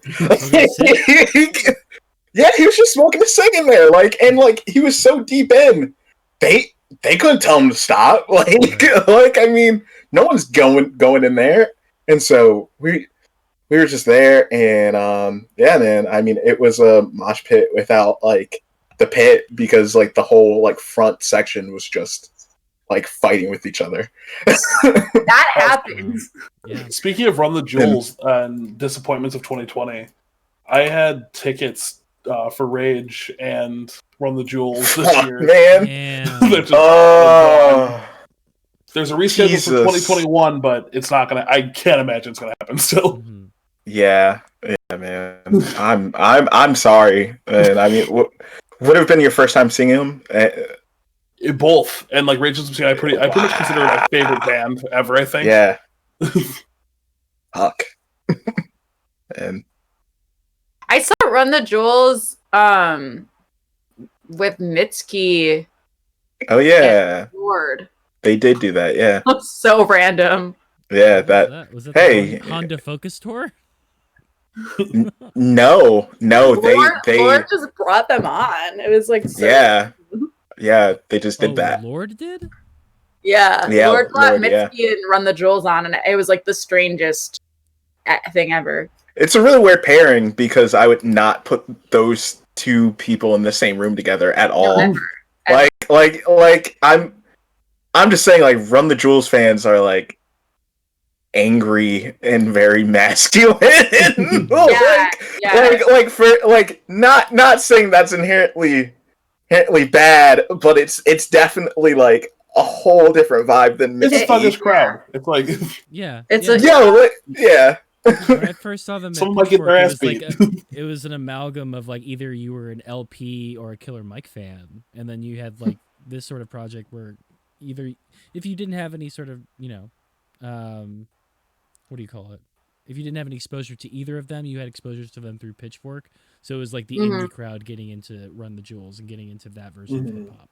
So Yeah. yeah, I mean my experience It- has been at like the indie show sort of vibe, that sort of crowd. So I've always been bored at every single live music show I've been to. Whereas God damn, boy. Oh my god, we But gotta I bought- change that. well, that when I went to Bonnaroo, that was a different story because everyone's fucked up. And like that was But but you don't need drugs to have a good time at a show, and that's the problem. right. Right. Great at. I know Von. Oh shit. And then we'll beat you up if we see you smoking a cigarette. I forgot to also say, like, I saw King Cruel, and like, you know what? That was a cool show. That was the only time where I thought standing and like everything was just fine. I said, all right, cool. You know what? We're all just vibing. I mean, we're all just vibing up in there, and like this is the one time like maybe that white people are right. Like, you know what? I'll give you guys This this shit- one. Yo, I mean, like just like standing there with a drink, like just like falling asleep a little, just like, oh shit, yeah. that's like the best at like a. This shit's it right here. If you're at like Pitchfork or like a festival, like that's like the best way to be because you're trying to preserve your energy, you know. But like but for me, like, yeah, I don't know. I mean, I've been to so many shows in my life. Like it's like it's like my favorite thing to do, and like I would go up by myself all the time. And it's like one of my biggest passions, but. I would get really frustrated, especially if people would talk during openers. Like I would like get into fights with people, and there were times where like I fucking kind of similar to you, Tobias. There's this moment where like a lot of times there's like a dude and he's like holding his like girlfriend and his elbows are like this, and you're like, okay, this is extremely uncomfortable. Yeah, man. Like, come on, like yeah, just like, she's fucking fine. She's fucking come on, man. fine. Come you on, don't man. need to do that. What are you doing? Yeah. Like, just be next to her, you freak. Like, I'm like, what do you think is gonna happen? I'm like, I get so pissed because I'm like, you're jabbing your stupid little elbows into me right now, and I'm supposed to be okay with this? Like, she's fine. I would get so frustrated. I would yell at people. I'd be like I went to this amazing show, Chelsea Wolfe, and I was up like it was at the Metro, and these people were just talking. I'm like, you paid money to talk. What are you doing? And so I was like, shut the fuck up, and then I walked away because I was like, I'm so sick of this shit. I'm like, it was like a quiet moment in the fucking set, and I was like, what is wrong with you? I don't know what age it happened where I cannot be like anywhere near like the middle or front row anymore. I always have to be sipping on something in the back. Because honestly, that's where that's where the sound is probably the best. You can't see the sweat coming off of your performer's face, but it's cool. Just hanging out in back, like what Tobias was saying, just like standing, sipping, maybe getting faded, and tilted. Yeah, just vibing, straight vibing. I agree depending on the band, but if it's a band that I want to be an interactive participant in, which is a lot of the time, I'm fucking in it. I'm like throwing me up. I miss pitting. Like I don't know if my body can handle it to like now, but it's not mine cannot. Thinking about like those nostalgia days, just fucking getting in there. And, like, I would go home with I went home with a black eye. I would go home with like bruises all over my body, and I was like, this is fucking great. I love being sore after a show, after a good time. My parents were like, what are you doing? I have a concussion. Like, I remember going to Danny Brown's show. Oh shit! While like, this is what happened. I was like sick as all fuck. And my buddy says, like, yo, so I got a free ticket to Danny Brown. And I'm like, man, come on, man. So, like, hey, man, I don't really feel that good. This is something that's never going to happen again now, especially, like, of, like, anyone feeling sick. And I mean, being like, yo, like, I'm still going to go to the thing. Now, this time, though, I said, yeah, you know what? Fuck it. Sure. We get in there, and, like, it's mostly white kids. It's fucking Boston. Oh, like, expose them. Fuck them. Fuck it. But I mean, like, I'm here like half of a person right now. Just like, oh my god, I don't think I have the energy for this. By the end of that shit, I don't know how, but me and my friend, we found ourselves at the front because we had fought like literally everybody else. Like he's here, like he was trying to get shots because he's a photographer and he really wanted shots of Danny like up and close. I'm here being his bodyguard pretty much, like almost dying, just like please just stay the fuck back and let him do these shots. Danny Brown wronged me personally when he fixed his gap in his tooth. So me and him have that shit. Honestly, like Danny Brown looking like Danny Brown looking clean doesn't feel right. It still doesn't seem right. Bro, you're like the grungiest dude I'm supposed to know. What are you doing over there? Yeah. I mean, like, look, like the whole thing about Danny is like you're supposed to be I mean, like my dirty uncle, dude. Like, what the fuck are you doing out here? But yeah, I mean, that shit will never happen again. Oh yeah, the culture change. What a shame. Like, I appreciate the culture change of like, sick, don't do anything, please. Like, yeah. Almir 95 saying, sadly, nah, people be having COVID and still go to public events. Yeah, I saw tweet. I saw this tweet today that was like a photographer at a wedding was like, talking to the bride, and the bride was just like, oh, thank you so much for coming, even though, you know, the groom was feeling sick. And then the photographer's like, what the fuck are you talking about? Oh yeah, the groom has COVID, but he's not showing any symptoms, so we're all gonna be okay. What? Yeah, like Jesus. this is just the mindset that people are going through. People just like people don't give a shit. They don't give a fuck. It's a life. Brandon says Danny Brown looking clean as a deadbeat uncle getting his life together. Exactly. That's exactly it. Like, I'm mad that you got off crack, bro. Like, I need you to stop that. Like, go back. Yo, I mean, we got JPEG. We got JPEG. Know. Dude, JPEG. I feel like he's JPEG was at Pitchfork like maybe a year or two ago. I don't know if you saw him, Kurt. That was like the most insane I've ever witnessed. I feel like he's super slept on for some reason. Like, no, him rapping. Him just he's just it was just a fucking like he's just crazy. Yeah, that was sick. I found out about him through Kenny Beats from the cave. Mm. Mine was someone tweeted, "I'm Third Reich nigga. I'm Stalin," and he talks about like curb stomping Hitler. Like, okay, we can hang. I remember I found out about Peggy because someone said that Peggy is death grips for black people, and it's like, yeah, actually, you know what? Like, let me try this shit out. Like, and yes, you aren't on death grips either. I like death grips. I just know where death grip stands, though. like I mean, I can recognize that death grips. I mean, what's up, Lost Girl? Death grips is more for, I mean, you know, noise. Yeah, you know, it's alright. He does trigger me. I was at the infamous Death Grip show where they didn't show up and they had just a first act drum kit, and then they had on a projector screen like a suicide note from a fan saying like, "Thank you so much, Death Grips. I'm going to kill myself to your music," and I was like, I fucking hate this band. Like, I hate everything that they do. Holy shit. Yeah, like, damn. Yeah, they even skipped their set over at Lollapalooza, and I had tickets to the after show. I was like, maybe they'll come to the after show, but no, fuck no, guys, man. Fuck no. Yeah, no, absolutely not. They thought that was funny. Oh, that's dude, so fuck that. Yo, man, I mean, MF Doom would never do that shit to you. Dude, fuck. I mean, he would at least... Doritos. Wait, you guys, have you ever heard of, it's spelled like HO9909? I don't think 303? so. What do they do?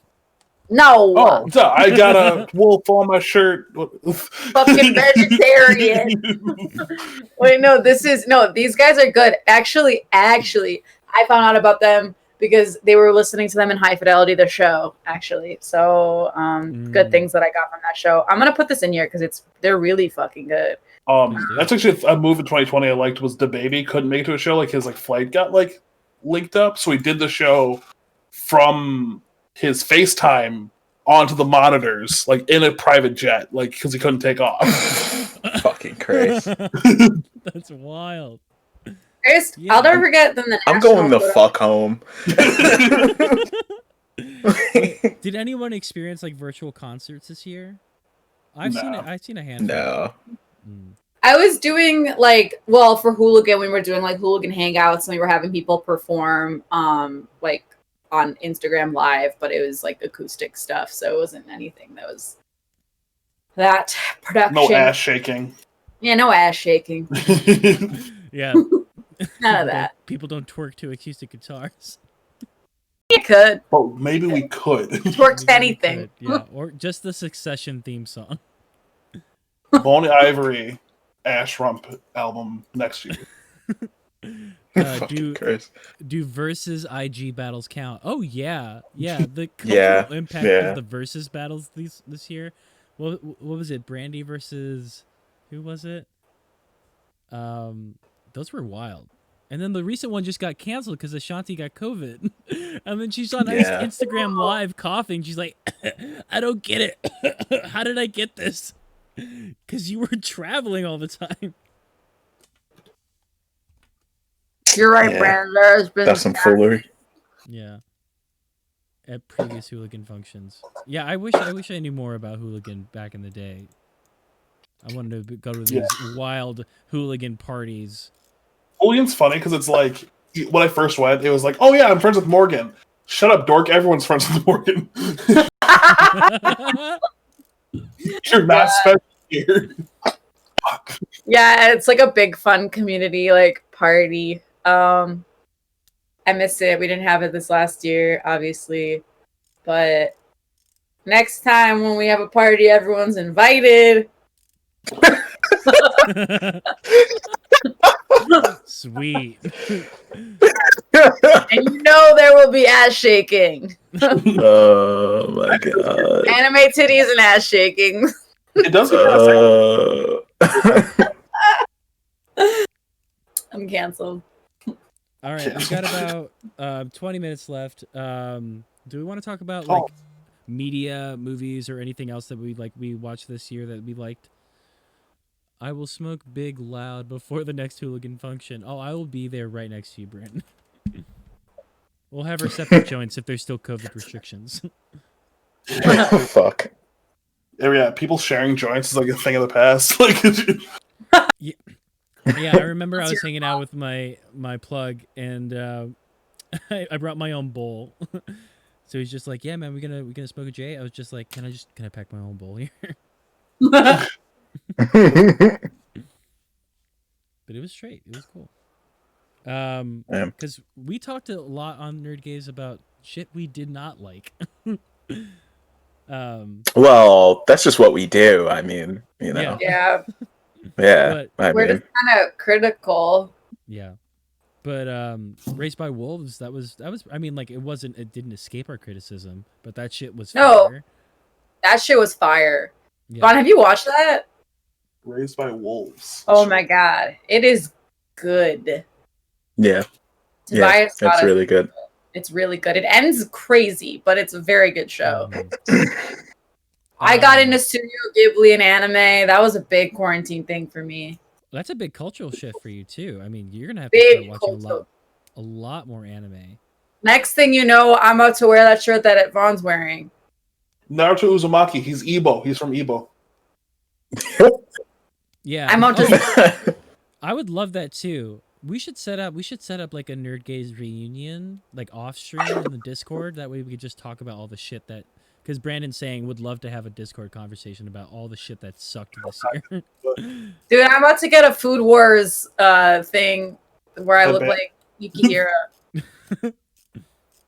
Like, Fucking Christ. I went from wanting to be Nightwing to wanting to be Yukihira from Food Wars.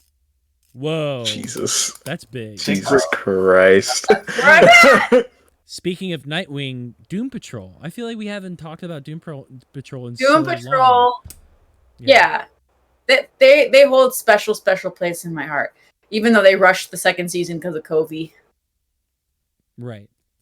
Sad. I don't know if it felt rushed. I just feel like it just didn't end. It just ended in a way that It just ended really weird. Yeah. I just remembered that like me and Caitlin watched Sopranos for the first time this year. Oh wow! And What did you think? I think I remember telling you like how I felt about that ending and how it perfectly conveys like Tony's life. And you know what? That show is a show I would not recommend to people to watch, like that are viewers of ours. But like that show is a show that I still like.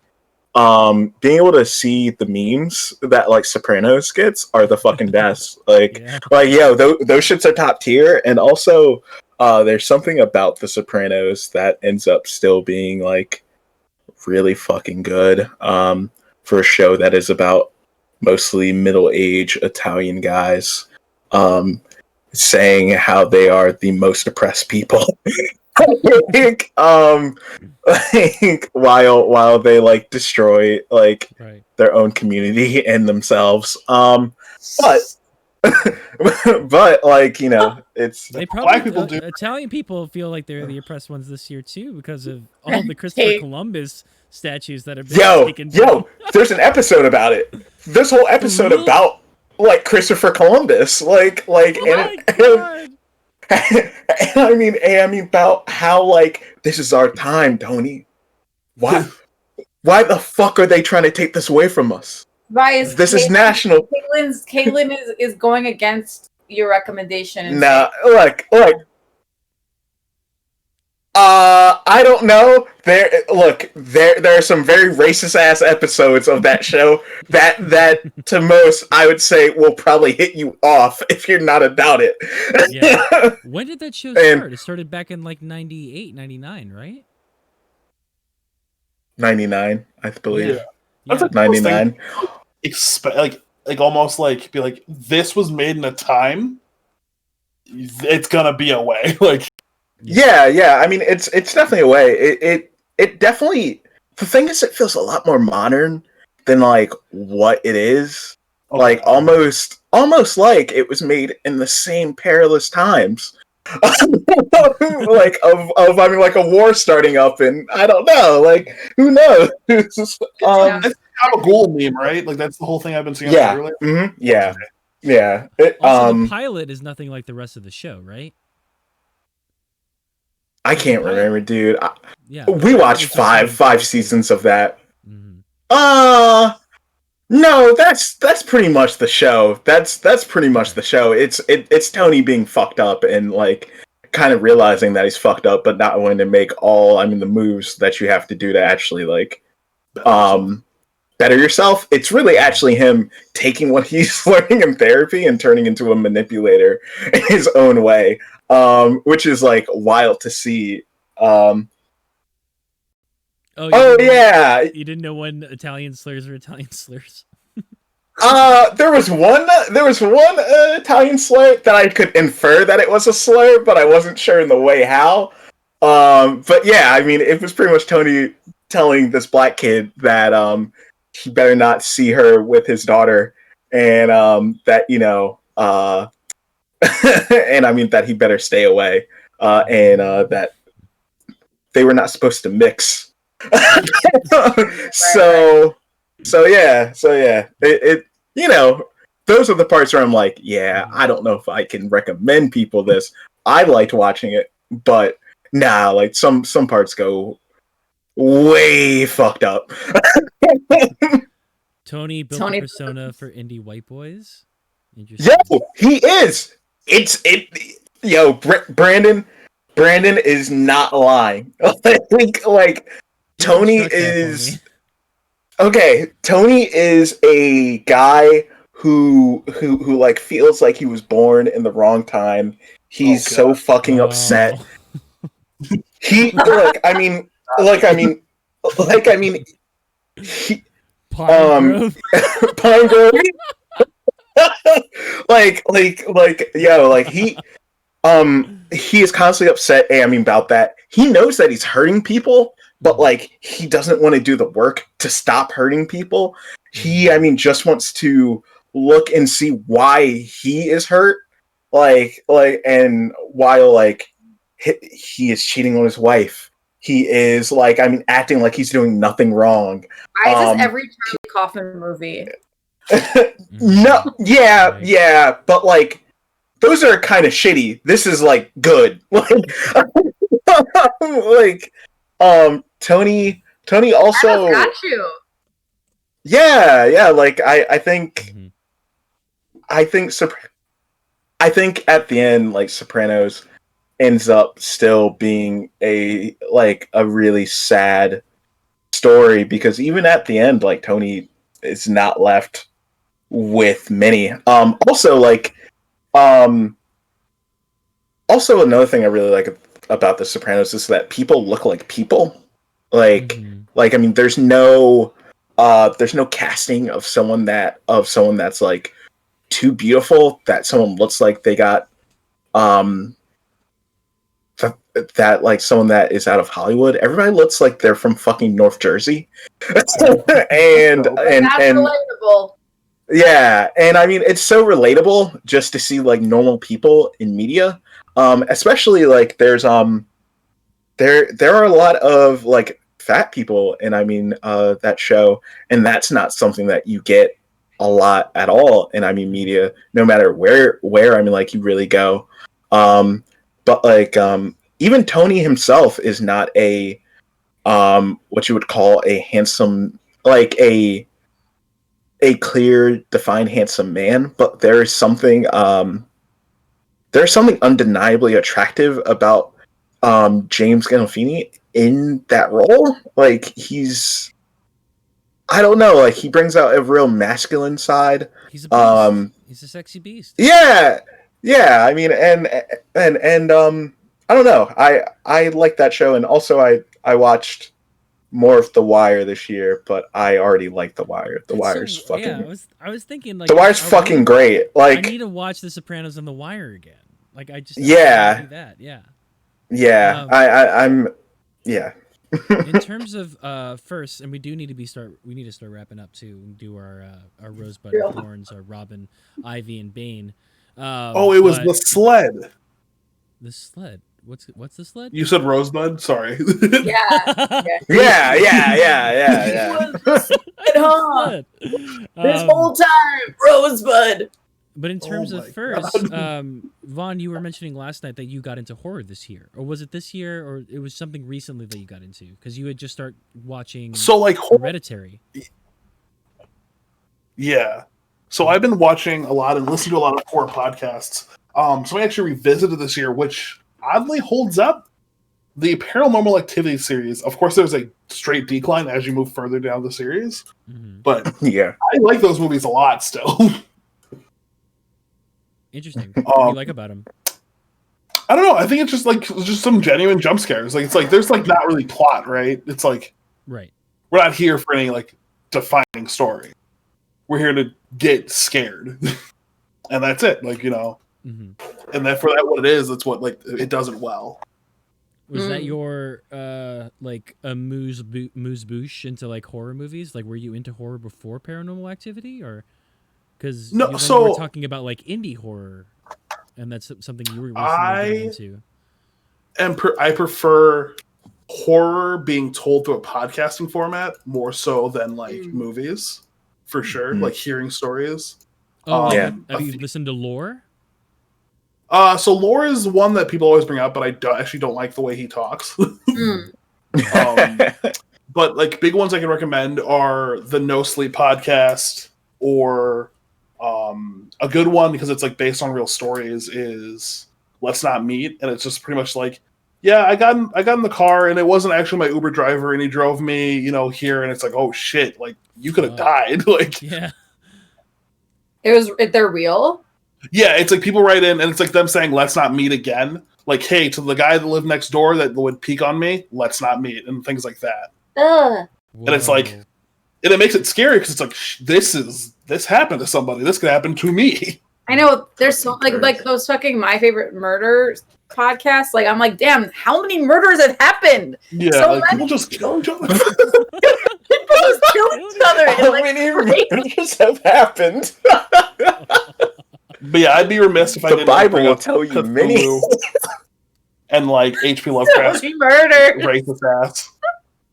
They just keep going. There's like so many stories and murders, and I'm like my roommates will listen to it or something, and I'll be like, damn, they're just continuing, and like I don't know.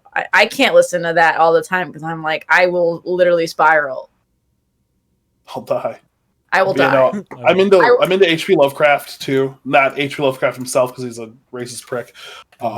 Did you watch Lovecraft Country? Yes, I didn't finish it though because my HBO is tied to my cell phone plan and it doesn't work. You're all good. Like, all don't worry. Like, Oh, really? You're nah, Oh, like, man. trust me, you're good. We had You're the good. first time Like, we deny Yeah. like previous watching- episodes of YouTube of Nerd Gaze, but it's just us shitting on Lovecraft.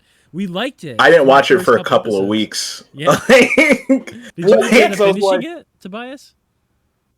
I just hadn't been watching it, like, and plus I didn't end up finishing.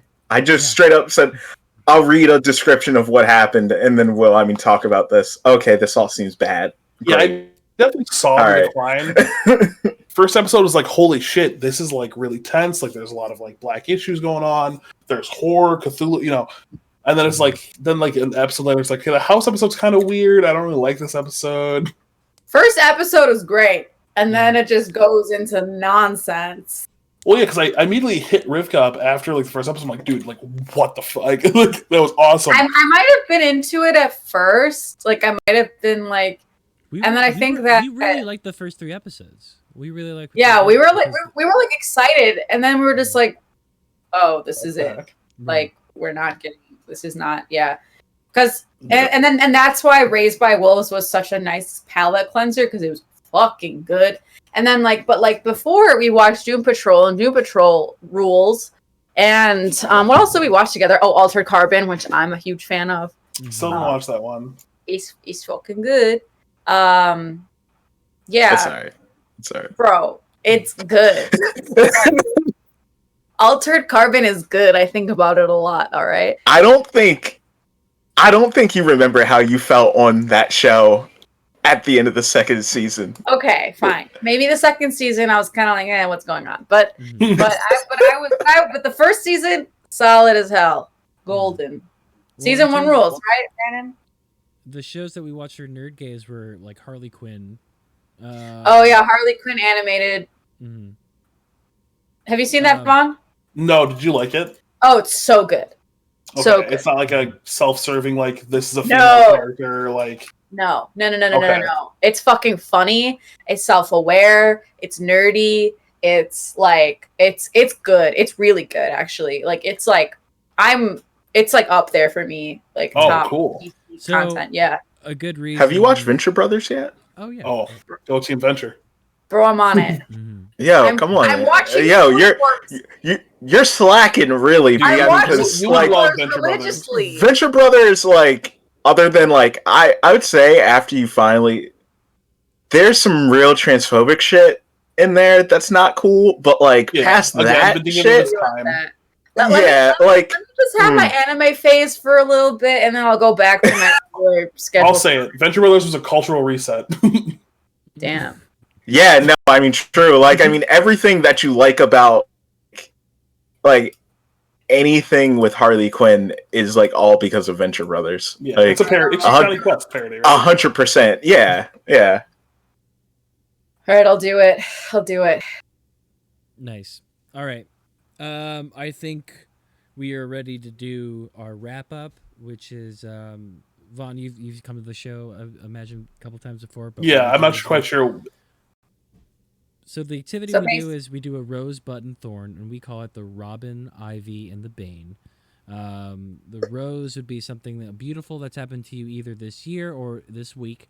The bud is something that you're excited for, something that's growing, or the ivy grows. And the thorn would be something that you can get rid of, something like the bane of your The existence. bane of your existence. So it wasn't a Batman reference. It is. It's technically. They're all yes. They are Batman references. You wouldn't be talking to us if it wasn't, or you wouldn't be talking to me if it wasn't a Batman reference. Yeah, but I guess I can go first. The Robin. Was Yeah. definitely. Oh wait, no. Let's start with the thorn. We always start with the thorn. The thorn was. I mean, obviously it's COVID. Obviously it's the lockdown. Obviously it's like everything that's been going on with this year. But I think like, the biggest thing would have to be like how it affected interpersonal relationships within my family, because like my mom missed like seeing her grandchildren. She missed like being the connection of family, and seeing that like really like hurt her because like she's really into social interaction. Like my father still working during this pandemic was something that was really big for me. So like I guess like me being home and like seeing how it was affecting all of my family was probably the thorn of this year. So I guess that would be the thing. The bud, the growing, is like money. Fuck. I mean, like as as like anti-capitalist and leftist as I can be, I'm just so happy to have a fucking job and to like, and Bro, I had I mean, I had the sort of realization a couple days ago in therapy, that like, okay, I don't have days to myself anymore. I only have hours, and so. I have to be a little bit better about time management, but honestly, that's just making me excited about actually becoming a grown fucking adult and like taking like and holding myself accountable to like doing the things that I want to do. And that was a reason to get on Twitch, to like make the morning shows, the art shows, and just like do some art. You've always wanted to become an artist. You wanted to become a better like illustrator, painter, and stuff like that. Now you're doing it on stream, so no one can say that you're not doing it. And yeah, there's lots of buzz. I mean, like I didn't consider myself a gamer before this, just like an occasional, like RPG player. But like multiplayer gameplay is like probably the biggest bud for me. Like I love playing with people where I didn't like to before, because it always felt competitive.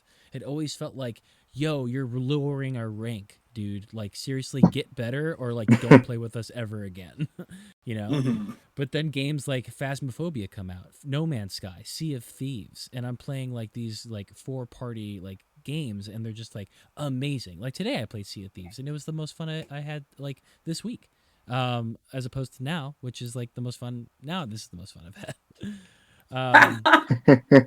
Now getting to the Rose. The Rose is the online community. It's the Fantanas. I'm gonna put I'm putting a link in the chat if you'd like to join us in our Discord. Like, there's just amazing like individuals in there who always share their art, their experiences, what they're going through. We always do our check-ins and seeing if everyone's doing okay.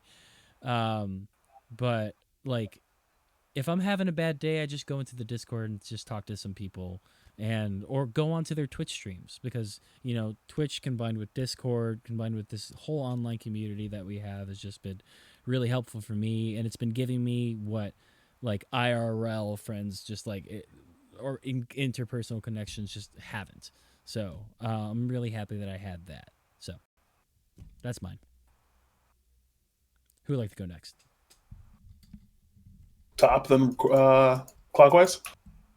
Do you want to go next, counterclockwise then?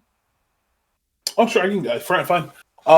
So I guess the Bane Thorn was this year, and it's like maybe not necessarily a bad thing, but like the grass was definitely cut in my life, and the snakes were definitely, not sound like totally corny, but I had a bunch of people come to light that was like, you really don't have my best interest at heart. And they're out of here. So it's sad to have those relationships gone, because they were good relationships that at the surface level. But it's like kind of maybe a good thing that they are gone now. It's like I don't have to have the negativity, in my life. Mm-hmm. The bud future, I guess growth on Twitch, like really trying to make this work. I actually quit my job a month and a half ago to like try to pursue this full time, and it hasn't moved forward as fast as I'd like to. It's never going to move that fast, I guess. But I look forward to that growth and things like that. And then I guess what was the analogy? The robin. Robin. Yeah, it's the beautiful thing. That's I guess Robin's like, our about this year. Like, yeah.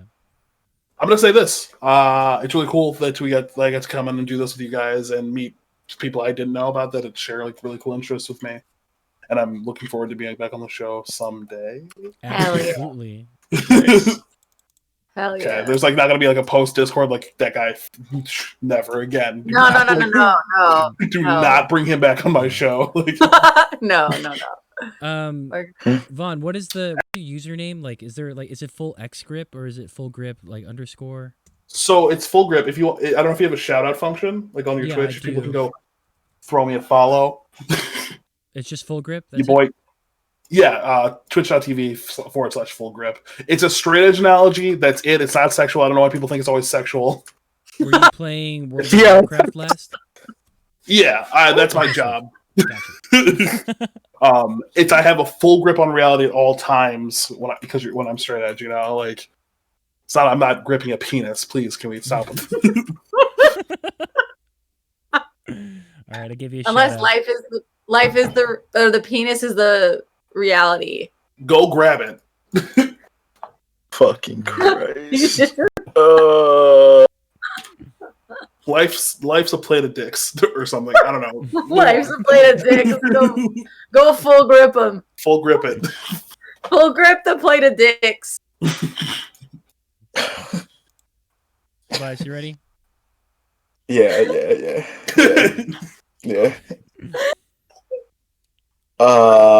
Are we doing that thing of the year or just the week? Year, bro. Yeah, year. Let's do the year. All right. I mean, fuck it. It's COVID, obviously. All right, let's big one. Let's just get the elephant out of the room. There's a virus going on, people. Oh, wait. Hey, wait.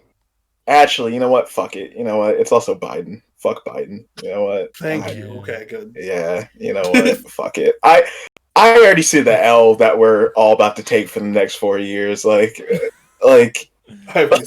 People. Yeah. Like that. This shit's about to suck. This man's about to do nothing for the next 4 years. Better than what we would have got, I guess. But like, wow. Yeah, like, what a political. Part of ours. Feeling comfortable about it, I guess.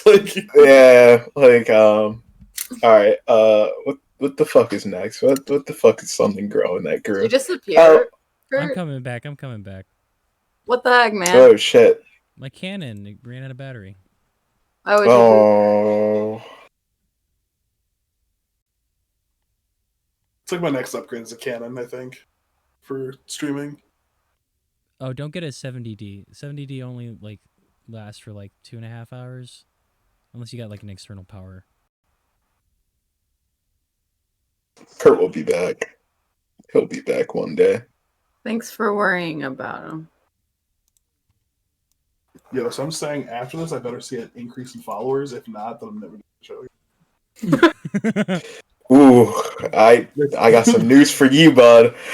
This is only for social capital that I'm doing this. This was a good show. We were at about 9. We had about 13 at one point. So I think the largest we had was during our like premiere, which was like we had 30 people watching the show.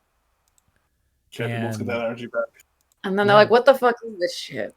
But also, like, we did some amazing fucking shit this year. We raised $180 for all of the charities that we did. And that was awesome.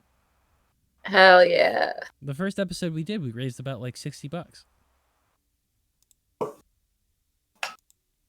But Tobias, we interrupt. Go ahead.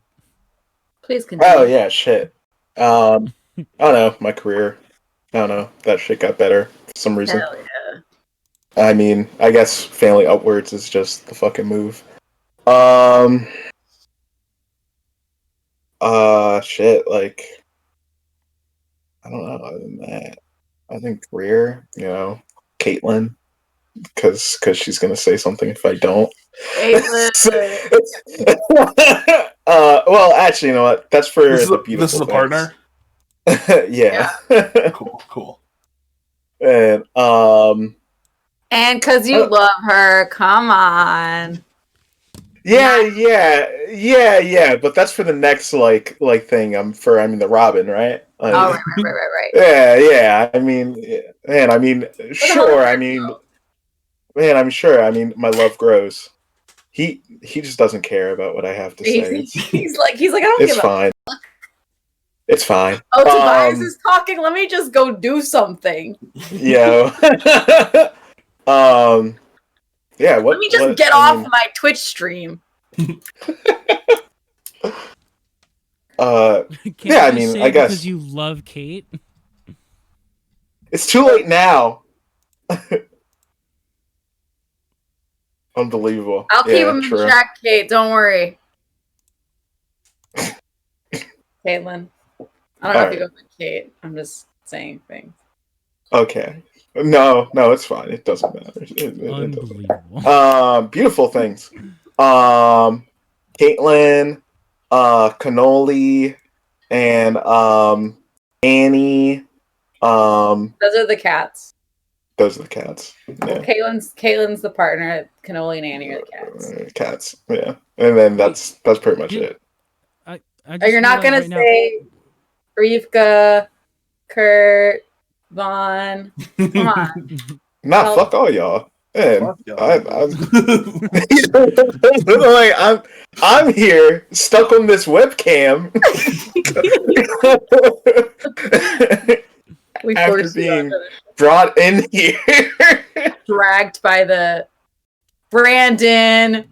You know what? Actually, Brandon. Yeah. We didn't Brandon. We didn't go through all of our top fives, but Brandon's on my top 5 this year. Yeah, Brandon. Top fiver. Brandon's actually is definitely on my top 5. Shout out SwimFan 2002. Yo, bring Cannoli or else.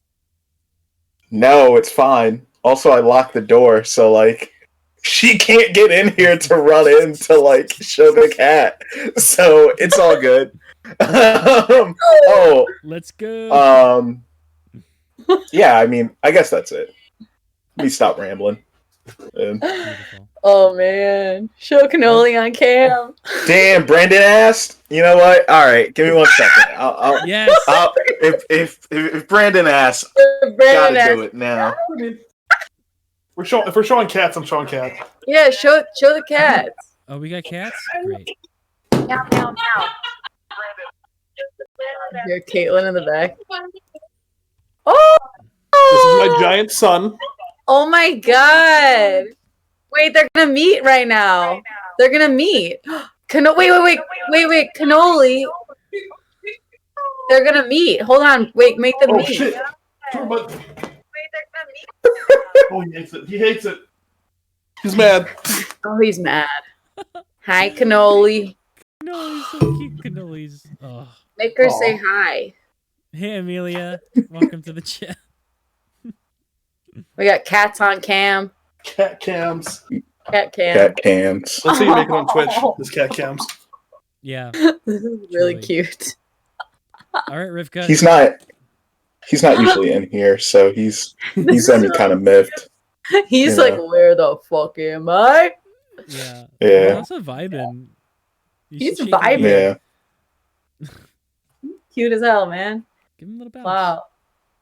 He's alright. Pat his back. So up here. What is mine? Okay, my Bane. Yeah, this year sucks. A lot of terrible shit happened. But I just said this the other day. Miracles can't exist without tragedy. So they have to exist for the other to also exist. You know what I'm saying? It's all metaphorical and shit. Yeah. That's why that's my jam. I'm like, you gotta make meaning of your suffering, you know? Yeah. But yeah, I don't know. Things have sucked. That's really all there is to say, Bane. The only good Bane is Tom Hardy. Fuck. I love Tom Hardy as Bane. Anyway, my freaking ivy, my poison ivy, would be, I got to start my own business. I got to do a lot of really cool work. I started dating someone in quarantine, which was crazy. I got to have, I know, I got to have, like all of you guys and grow and like strengthen friendships. And I also, Vaughn, saw who the real ones were and said goodbye to the fake posers and said, see ya. I like 2020. Yeah, very much. I very much strengthened my like relationships with people, which is funny because it's like none of us can like hang out in person, but like, yeah, like we've been hanging out. I mean, Kerr and I have been talking like this whole time, and Tobias and I too, and like we just have been also like, yeah, chatting like every week or like every other week, and like that's been really special. And yeah, and then I got into anime and also I wrote a lot about animation and DC and watched so much content. And then my Robin, what's beautiful is the prospect of change, and we're in a transitional period, and there are potentially good things. There's a vaccine. Who knows what the vaccine's gonna look like? My aunt, who's been in the front lines this whole time, just posted on Facebook that she just is getting the vaccine like next week. She's a nurse, and so like it was really cool for her to say that and like be excited about the something. So yeah, anything. But yeah, so the prospect of change. I'm in a weird transitional moment with jobs and like my life, and like I'm supposed to go live in Philly for like a month. So yeah, I'm like excited about becoming the best version of myself that I can become, so I can be better for the communities that I love. That's great. That's Also, I want to give you Nice. shout out Rivka, because if it wasn't for you, I never would be published. I got published in Hooligan Mag this year, which was awesome. But also, I never would have like started like talking to people via Zoom and thinking like, hey, I like this experience. Maybe I could do this like online and get paid to do it. So I think on Twitch, we're definitely contingent upon my experience with Hooligan. So I thank you for that. Hell yeah, no, I'm here to push everyone I believe forward in every way I possibly can. That is my role and duty in this life, and I will continue to do that because I care about people. Yeah, like if anyone who's been on the show is someone like I've been Vaughn for years, and like I never, if I think is a good person in my life, I will never cut them off, so like it's like I really maintain friendships, and yeah, it's really important for me. I'm loyal, man. I'm loyal. All right. That has been Nerd Gaze. It's been a hell of a time doing this for this year. We're going to be back come January. Vaughn is definitely welcome back onto the show. You're part of the Discord, so you'll be part of all the Nerd Gaze discussions. Any previous Nerd Gaze guests, you are more than welcome to join us in any sort of chats we have in the Discord. Again, I'm going to shout the Discord out. But yeah, any final words before we head out?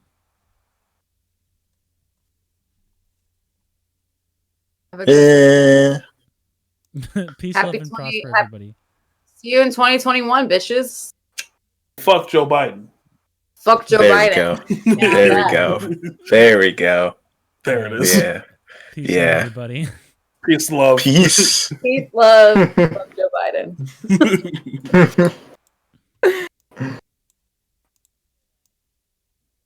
Bye, guys.